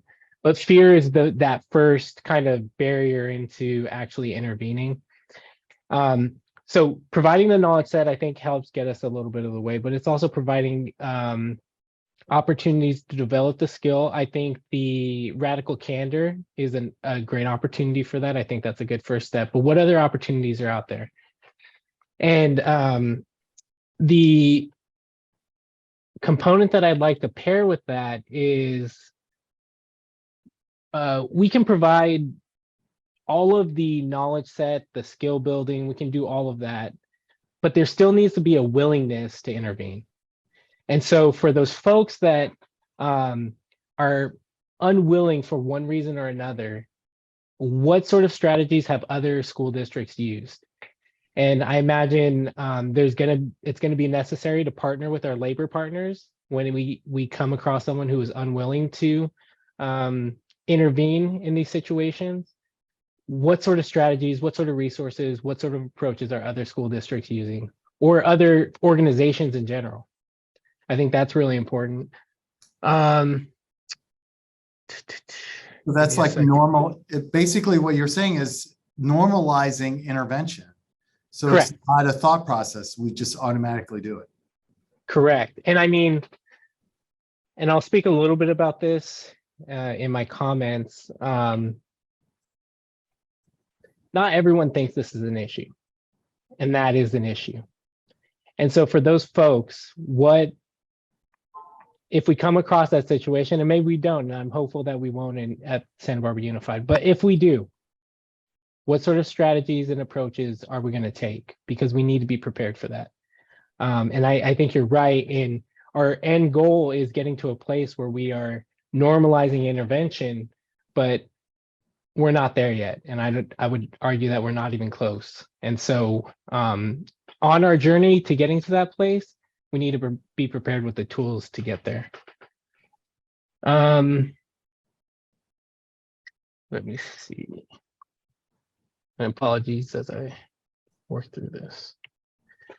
I also want to hopefully see some really concrete examples of what it looks like to have clear expectations and what that may look like for our school district, or what that process could possibly look like. Because I think that part of this, what I'm hearing in the findings and the comments and the context of this, is that our schools and our staff are really looking to us, and I'm looking at the district office, to really set those clear expectations, clear communications on how we expect our staff and to intervene in these situations. And clear expectations, I think, too, on not necessarily a prescriptive consequence, and this will lead into some of my comments, not prescriptive, but understanding that there are consequences and what the process looks like. And I'm really interested in that process because it needs to be a just process where everyone, if you go through the process, you're probably not going to be very happy, but you understood it from the beginning. The expectations were clear and the process was the same no matter who goes through it, I think is really important. And what the outcome is, it is going to depend on the circumstances, and that's okay. But the process needs to be, I think, set by the district. So I'll lead into some of my comments, and I took some notes, so bear with me as I get through them. But I was fortunate enough to go to the Black Student Union barbecue, and it was a very helpful experience for me because I was challenged to clarify myself in comments that I made at the last board meeting. I thought that was a really important experience for a number of reasons, but for me to, one, clarify what I had intended to say, but also to recognize that it didn't matter what my intention was, I wasn't clear enough about what I was actually stating. So I spoke a lot about zero tolerance and expulsion as a consequence. And I think I conflated the two. And so I wanted to be clear in this meeting, based on my comments on the last meeting, before I start talking about this report, that absolutely zero tolerance for any racial slur, and zero tolerance for any hateful act, any tolerance for anyone who, zero tolerance for anyone who contributes to creating that atmosphere. Absolutely. What I was trying to say, and not as artfully as Avital today, was that expulsion is one consequence, but it should not be the first consequence. The first consequence that we go to. It should be a consequence that we use when there are no better options on the table. It should not be a consequence of first resort. And that's what I was trying to say, is in the criminal legal system, zero tolerance policies are often referred to in a little bit different lens. And so I appreciate that person who came up to me and asked me to clarify, because I think it's important. And the reason why I think it's important is because one piece of this conversation that I'm hoping that we can delve into, and I'll speak from my own personal experience. In my family, you know, I grew up hearing a lot of and experiencing a lot of anti-Blackness that came from my community. And it was through jokes, and it was through comments and overgeneralizations. And it's important for us to recognize that. And I'm not going to say that that's for everyone in the Latino community. I'm going to say that that's from my experience, but I've also heard it from other people that needs to be a part of this conversation. And I want to call that out because when we start talking about what the consequences are, it's important to take that into consideration too, that we're going to be talking about that if that was the consequence of first resort, possibly expelling students of color. And I would hold that a restorative justice approach holds a part of this process and part of the consequences, and there needs to be that discussion in here. So with that, as I was looking through this executive summary, I couldn't help but be so frustrated and so almost a feeling of helplessness for some of the comments that I saw in this report. And to know that some of these instances, and many of them, are when we have adults around. And sometimes those adults are, I mean, I'm going to read one that like jumped out at me. A lot of teachers touch my hair. They say my hair is so pretty, and when you start touching it, it's weird. They question me about my hair and ask if it's real. I have this one teacher who touches my hair in class. I told her I don't usually let people touch my hair, and she said it's okay to do it, for her to do it, because she's a teacher. That's horrible. This is the type of stuff that is very uncomfortable to read. It is very uncomfortable to talk about, but it's very necessary for us to discuss. It's very necessary for us to call out. And for as uncomfortable as it is for us to talk about, for us to read, for us to do all this work, that compares nothing to the students, our teachers, our staff, our community members that are experiencing it. And so I do want to say that yes, we need to, that I am glad that the school district and that has led in this area and that we have decided to take this on, because I don't think you're going to find many other institutions that would do that and have these conversations. And now we're starting to get this information back, and we'll have more information so that we can make some really important decisions. But we can't just pat ourselves on the back and let it end here. And I don't think that we are, and I don't see that happening with this board and with this school district and with our community. I think some of the things that I was really excited to hear from Miss Edison's report is highlighting that the modules are just a baseline and a starting off point. I think that's a really good thing to call out, because I think if someone took the modules, as I did, and just thought that that was our solution to this whole problem, I think they would be pretty dismayed. But it was a starting off point to get us all on the same wavelength with the same expectations of what to look for, the same language, and a shared basis of knowledge. I was really excited to hear about from Miss Edison about the Combating Anti-Blackness work group and the fact that there's a focus on prevention, because as President Sims-Moten brought up last meeting, we really need to start focusing on prevention instead of being reactionary after the fact, because at that point, the harm has already been done. I think I was excited to hear that there is a partnership between the short-term urgency of what can we do now paired with the long-term systems change. And one of the things that we need to keep in mind is that this is a long haul. And I've been reminded by in conversations with folks, you know, these systems did not get built in 1 year, in 5 years, in 10 years. This has been decades, and since the origin of our country, that these systems have been built in place, and they change and they look a little bit different and they use some different terminology, but they're the same systems. And so changing these systems does take time. And so folks may be thinking, well, why do we even need to do something like this racial climate assessment? And the simple reason is it's unfortunate, but necessary change always has to justify itself in ways that status quo, hurtful status quo, does not. And that is part of the work that we're doing, and it's necessary work so that we bring in so many perspectives. And I wish we could have had every student, every staff member, but we got quite a few to bring in the perspectives that color this executive summary, and that will color the perspectives that we get and the decision-making process that we're going to make when we get the full report.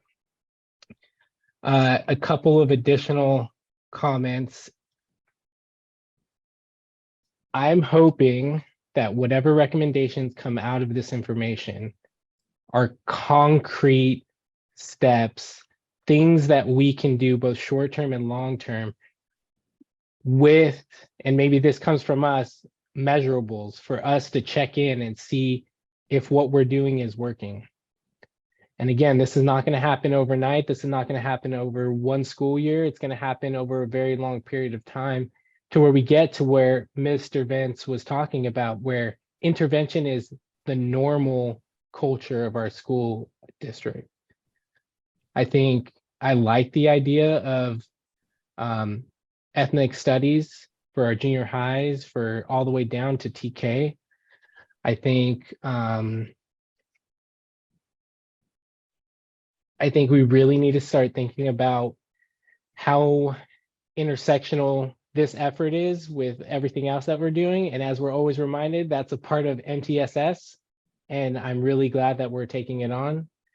And I'll end with this just to say one thing. And to reiterate, I'm going to read a quote from page 32 of the executive summary. Historical racial equity and anti-Blackness initiatives spanning the last decade have been described by educational partner groups as non-existent, whereas now partners, particularly Santa Barbara Unified staff, believe these topics are a point of emphasis, a priority, an area of focus, and heading in the right direction. In speaking with several educational partners during focus groups and interviews, the change in mindset around equity work in the district is largely credited to district leadership at the superintendent position, board, and the changes in demographics of executive leadership in the last few years. I read that not to pat ourselves on the back, not even to say that we're doing a great job or anything. It's to say, I sincerely believe that in our superintendent's office, in our cabinet, we have the right people a part of this work that want to get to the right solution, to the right answer, that want to solve this, that want to change systems and want to get us to where we need to be. I'm not saying folks need to be less, it's draining work, and it's also work that causes a lot of burnout. We need these folks with us in the long haul. I'll accept the challenge of being more clear when I'm talking and being in this work for the long haul. When these folks, doesn't exclude the board from this, we signed up for this. When these folks are doing good work, when you can, when you have it in you, when you think it's appropriate, please, a quiet thank you goes a long way. A little reassurance, because we need these folks in the long haul. We have the right folks for these positions. This is hard work. Doesn't mean that your feedback has to be any less critical. Not saying that. But they're people, and this is work that does cause quite a bit of burnout. And I know, just because at the university, working at so many different universities, this work happens, and you have these really critical people that end up leaving, and it makes the process worse off for it. And I don't want to see that happen here. So I'll end with that, and just want to thank everyone who's been so involved in from the community. I want to thank everyone from the cabinet to the superintendent to the previous board who made this decision to take this on. And so thank you. Those are my comments. I look forward to seeing the report next month, and thank you for allowing me so much time to speak.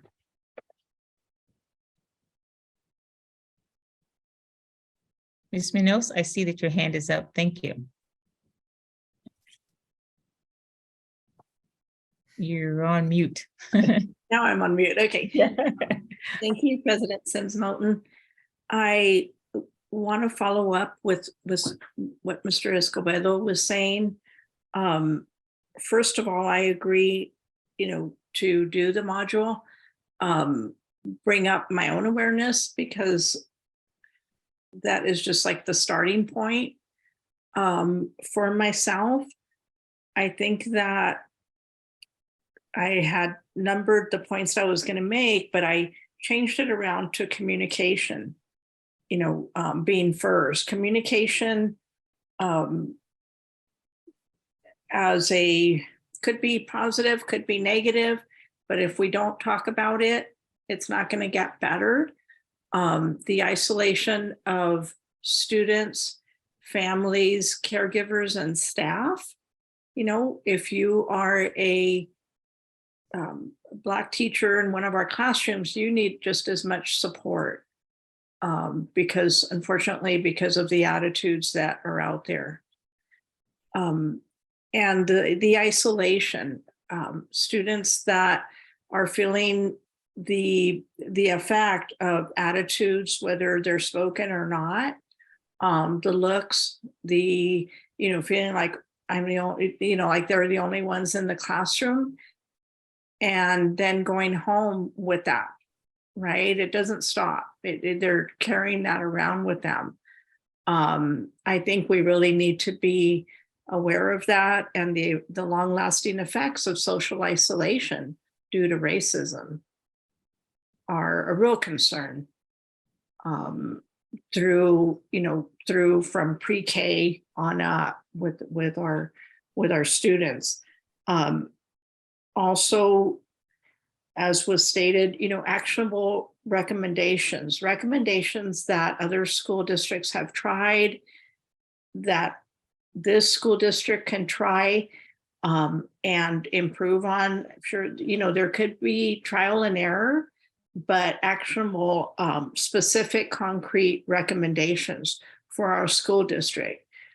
The survey was done. I really appreciate the participation of the school staff, families, and caregivers. I was impressed, 888 families and caregivers that participated in this, because they're the one, they have the first, contact. They're aware of what their students are going through.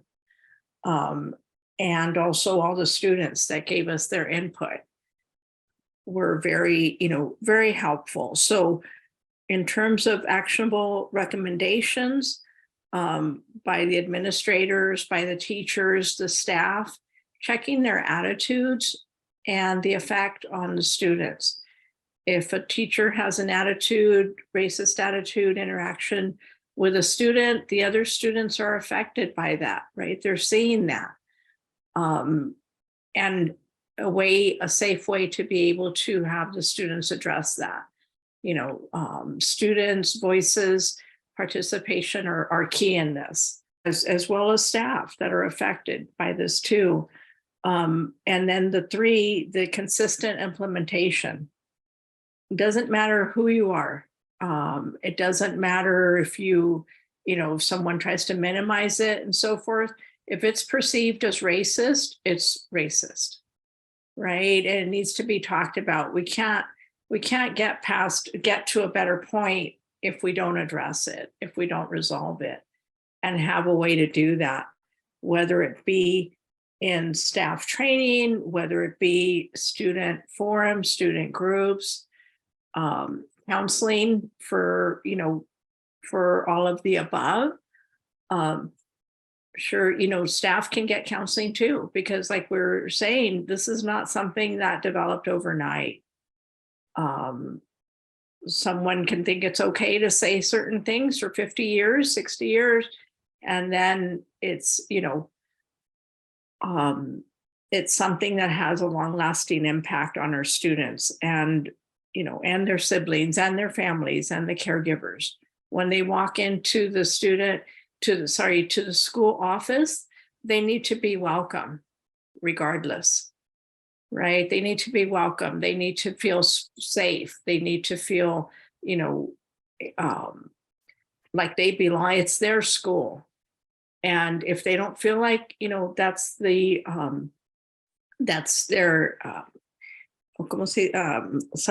that's how they experienced it, then they need a way to address it. They need to be able to talk to someone, and they need the district to be responsive.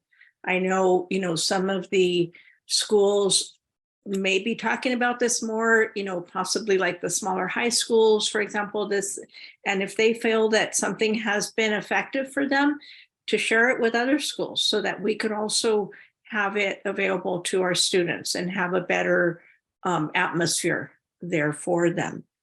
And as was said earlier, ongoing evaluation and analysis, so that over time we're measuring how effective it is. Are we improving? Are we stuck in certain areas?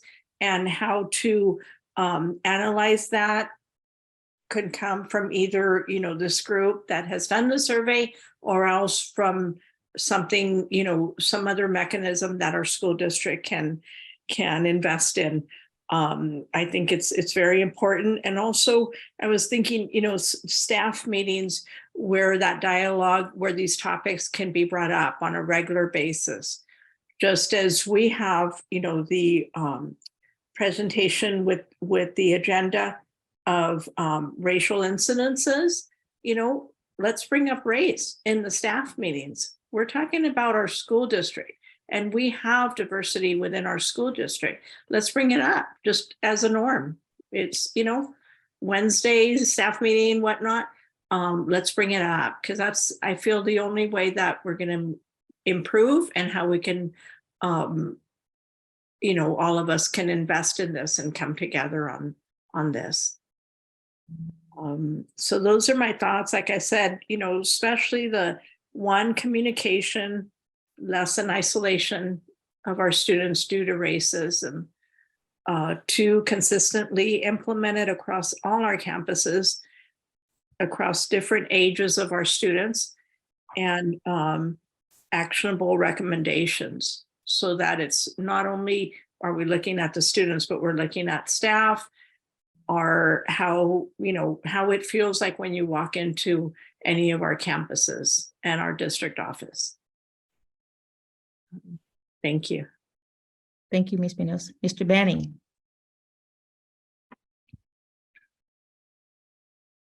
Wasn't going to forget to unmute. Okay. I want to say to Gabe and my fellow board members that I'm sitting staring at a screen that I made a screenshot earlier this afternoon when I read through the report. And it was that exact paragraph on page 32, Gabe. That exact same thing that I wanted to acknowledge and read. And there, I'm just going to give another piece of it, or another run at it. Historical racial equity and anti-Blackness initiatives spanning the last decade, I would say that's a short term, that could be longer, have been described by educational partner groups as non-existence, where now partners, particularly USD staff, believe this topic is a point of emphasis, a priority, an area of focus, and heading in the right direction. I'll stop there. I heard Steve, in your slide presentation, I was taken by the phrases that you had selected, the idea of the onus of responsibility, loose expectations and communication, inconsistency, normalizing intervention. These are phrases that we could have been thinking of a couple of hours ago when we were praising what the district was doing with the curriculum adoption. What I want to say about this, I said last time, I'm proud to be part of an organization that's doing this work, this good work. I mentioned the thought of celebrating when things are right. What I didn't say in that is the reason that we celebrate is that it reinforces the right thing. And so in the actions that we need to be taking, I don't mean to be making them smaller in any way. We have incredibly difficult work to do. And I'm glad to be part of what we're doing, exactly as I was the last time. But I will also say that the numbers that came out of the surveys, the amount of participation, strengthens the validity of what was going on there. It wasn't 100%, you'll never get that, but it was good percentages. It was percentages that have meaning that you cannot turn away from. I can't say anything else that isn't echoing what others are saying, but I continue to be proud and dedicated, and I'm glad I'm here because I want to be part of this in this community. I look forward to the actions, the concrete things and the steps, and being a voice toward fixing those areas, that onus of responsibility and the loose expectations and communication, the inconsistency. Thank you to the previous board, I was not aware, but for having the courage and the commitment to call for this study. And now we need to have the courage and the commitment to hear it and act appropriately. Thank you all.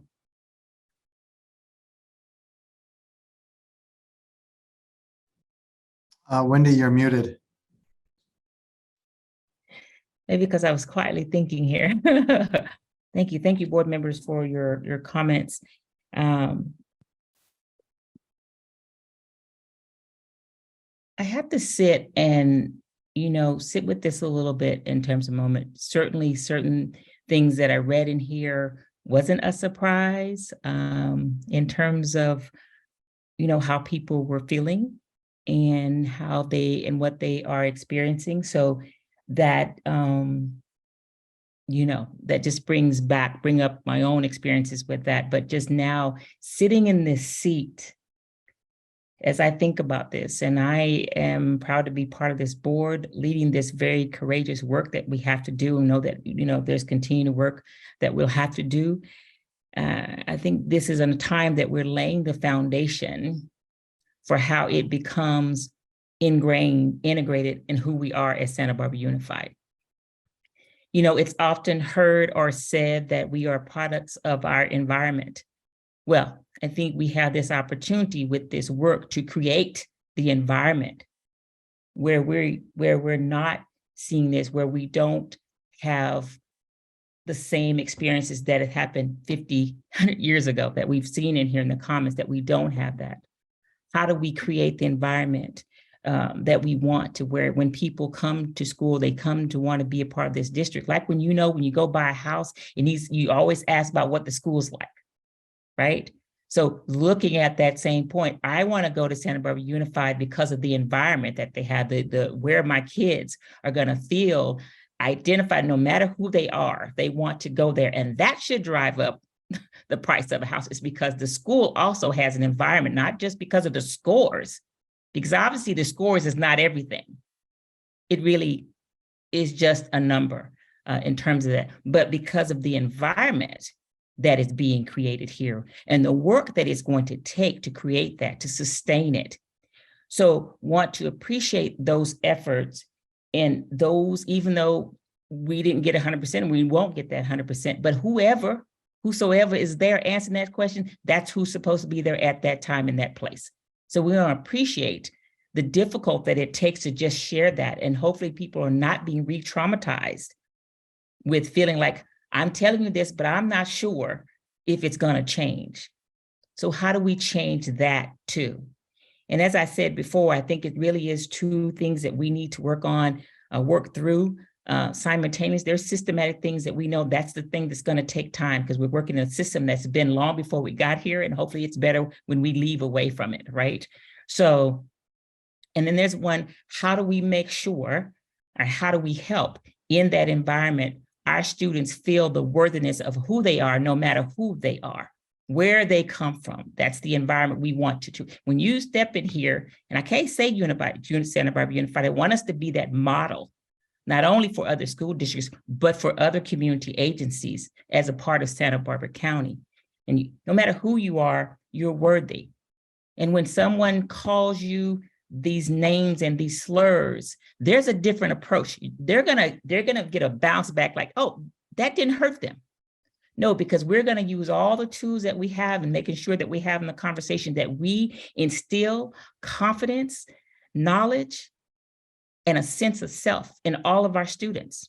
And so you need to figure out why you're doing that. You're doing it because you're hurt, so I'm gonna try to hurt somebody else. There's a root cause for people doing what they do, right? So I think that's important. So environment, what the environment we create is really good. Even those who, as we've seen in here, are afraid, I don't know what to do, it's normalized racism. Okay, that's true. But in this environment, we want to reinforce you, so when you walk out of here, you have something to take out into the community. And that starts with prevention, as I've talked about, that we spend a lot of dollars on intervention because we haven't really spent the time to really in the root cause at the prevention level. So that's, what are we putting into our environment? So even those who feel uncomfortable, don't agree, but you're here. So there's going to be something you're going to gain from this.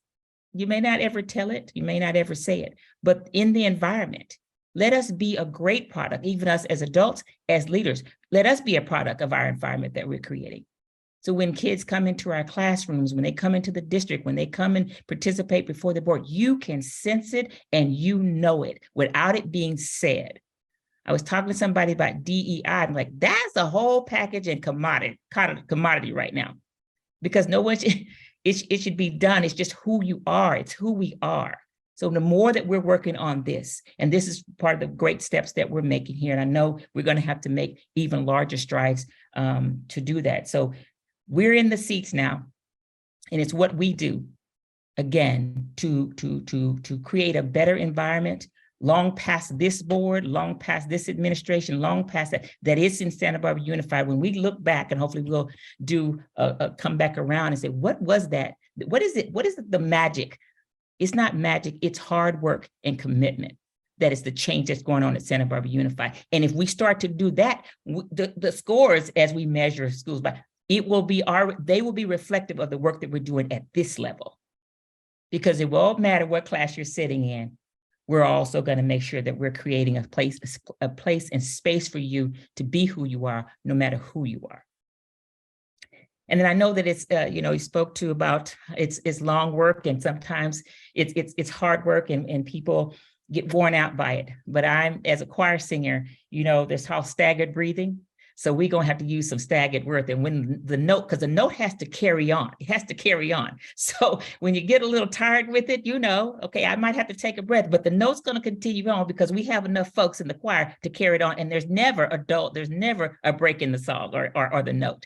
So we're going to have to use some staggered breathing. And those of us who are in the work and what is going to need to take with that. And then lastly, I just want to say, I am glad that you brought up, I want to make sure that Insight comes and presents to us. I really want to hear from them, their perspective, their thoughts about it, because it's here in a summary, but I want to look you in your eye and I want to hear you tell us what your feeling was and what your thoughts were behind this. And one other thing, as I was looking at it, and again, I still want to be able to sit with it. I appreciate the public comment that said that let's sit with this. And I want to make sure that we have enough time when we present this final thing, we have enough time for, we want to good into management. So we sit down and have the time for it and make very intentional space for us to start to do with this. And so that's when we'll get those clear intentions and expectations, and people will know how to go through it.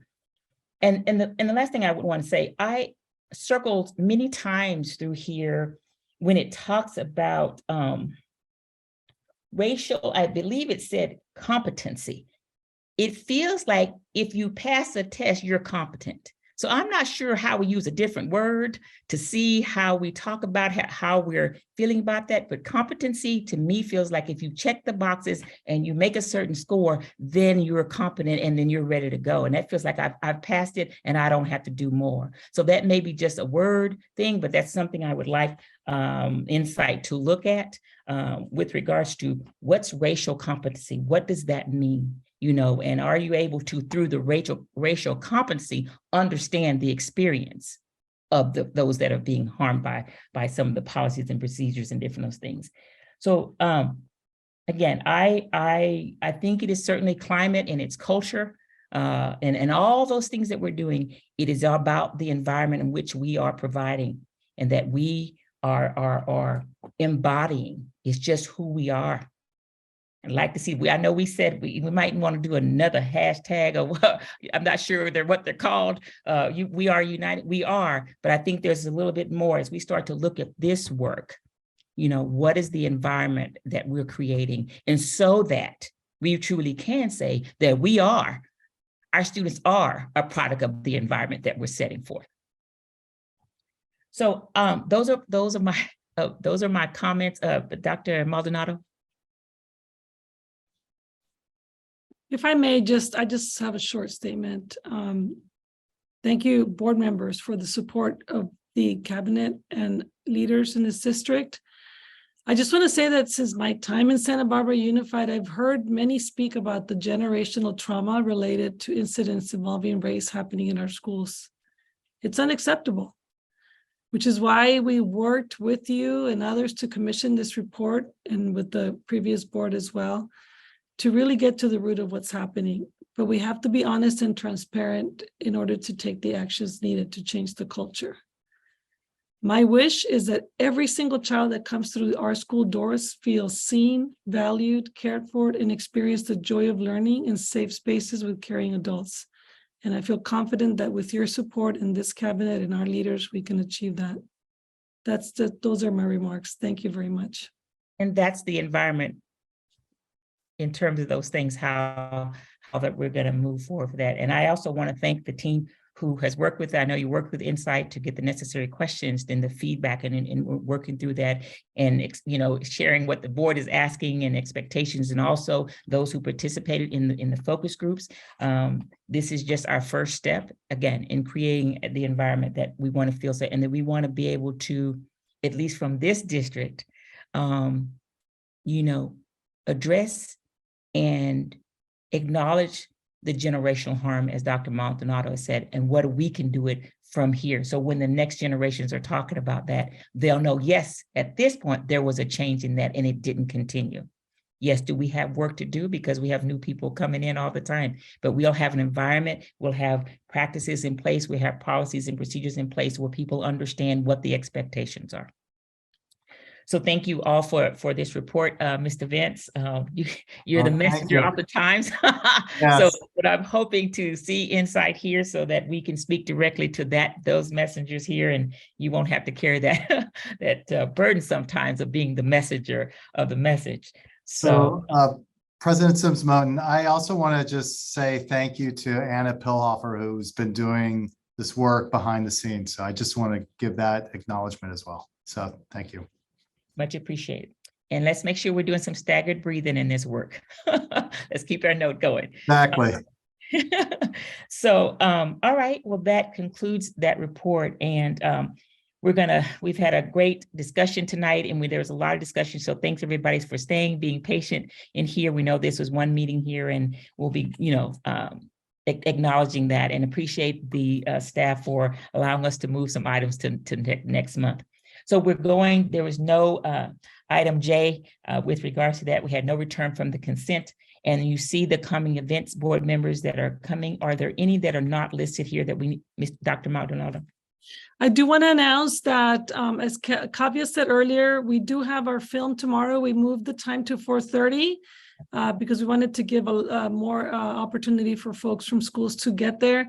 And I just want everyone to know, and I'll say this in my meeting tomorrow as well. You can see the flyer here. A large reason for me wanting to do this film documentary showing is because it's important for me as a young woman, as a young teacher, and as a young leader. I was very, I worried, I'm a worrier, and I worried for a long time about when I learned about the Holocaust and the atrocities that have been, done to so many people. This is just one example. But it's so important for us to understand and talk about, how do we get to a place where the conditions are such that people commit such hate and atrocity and violence.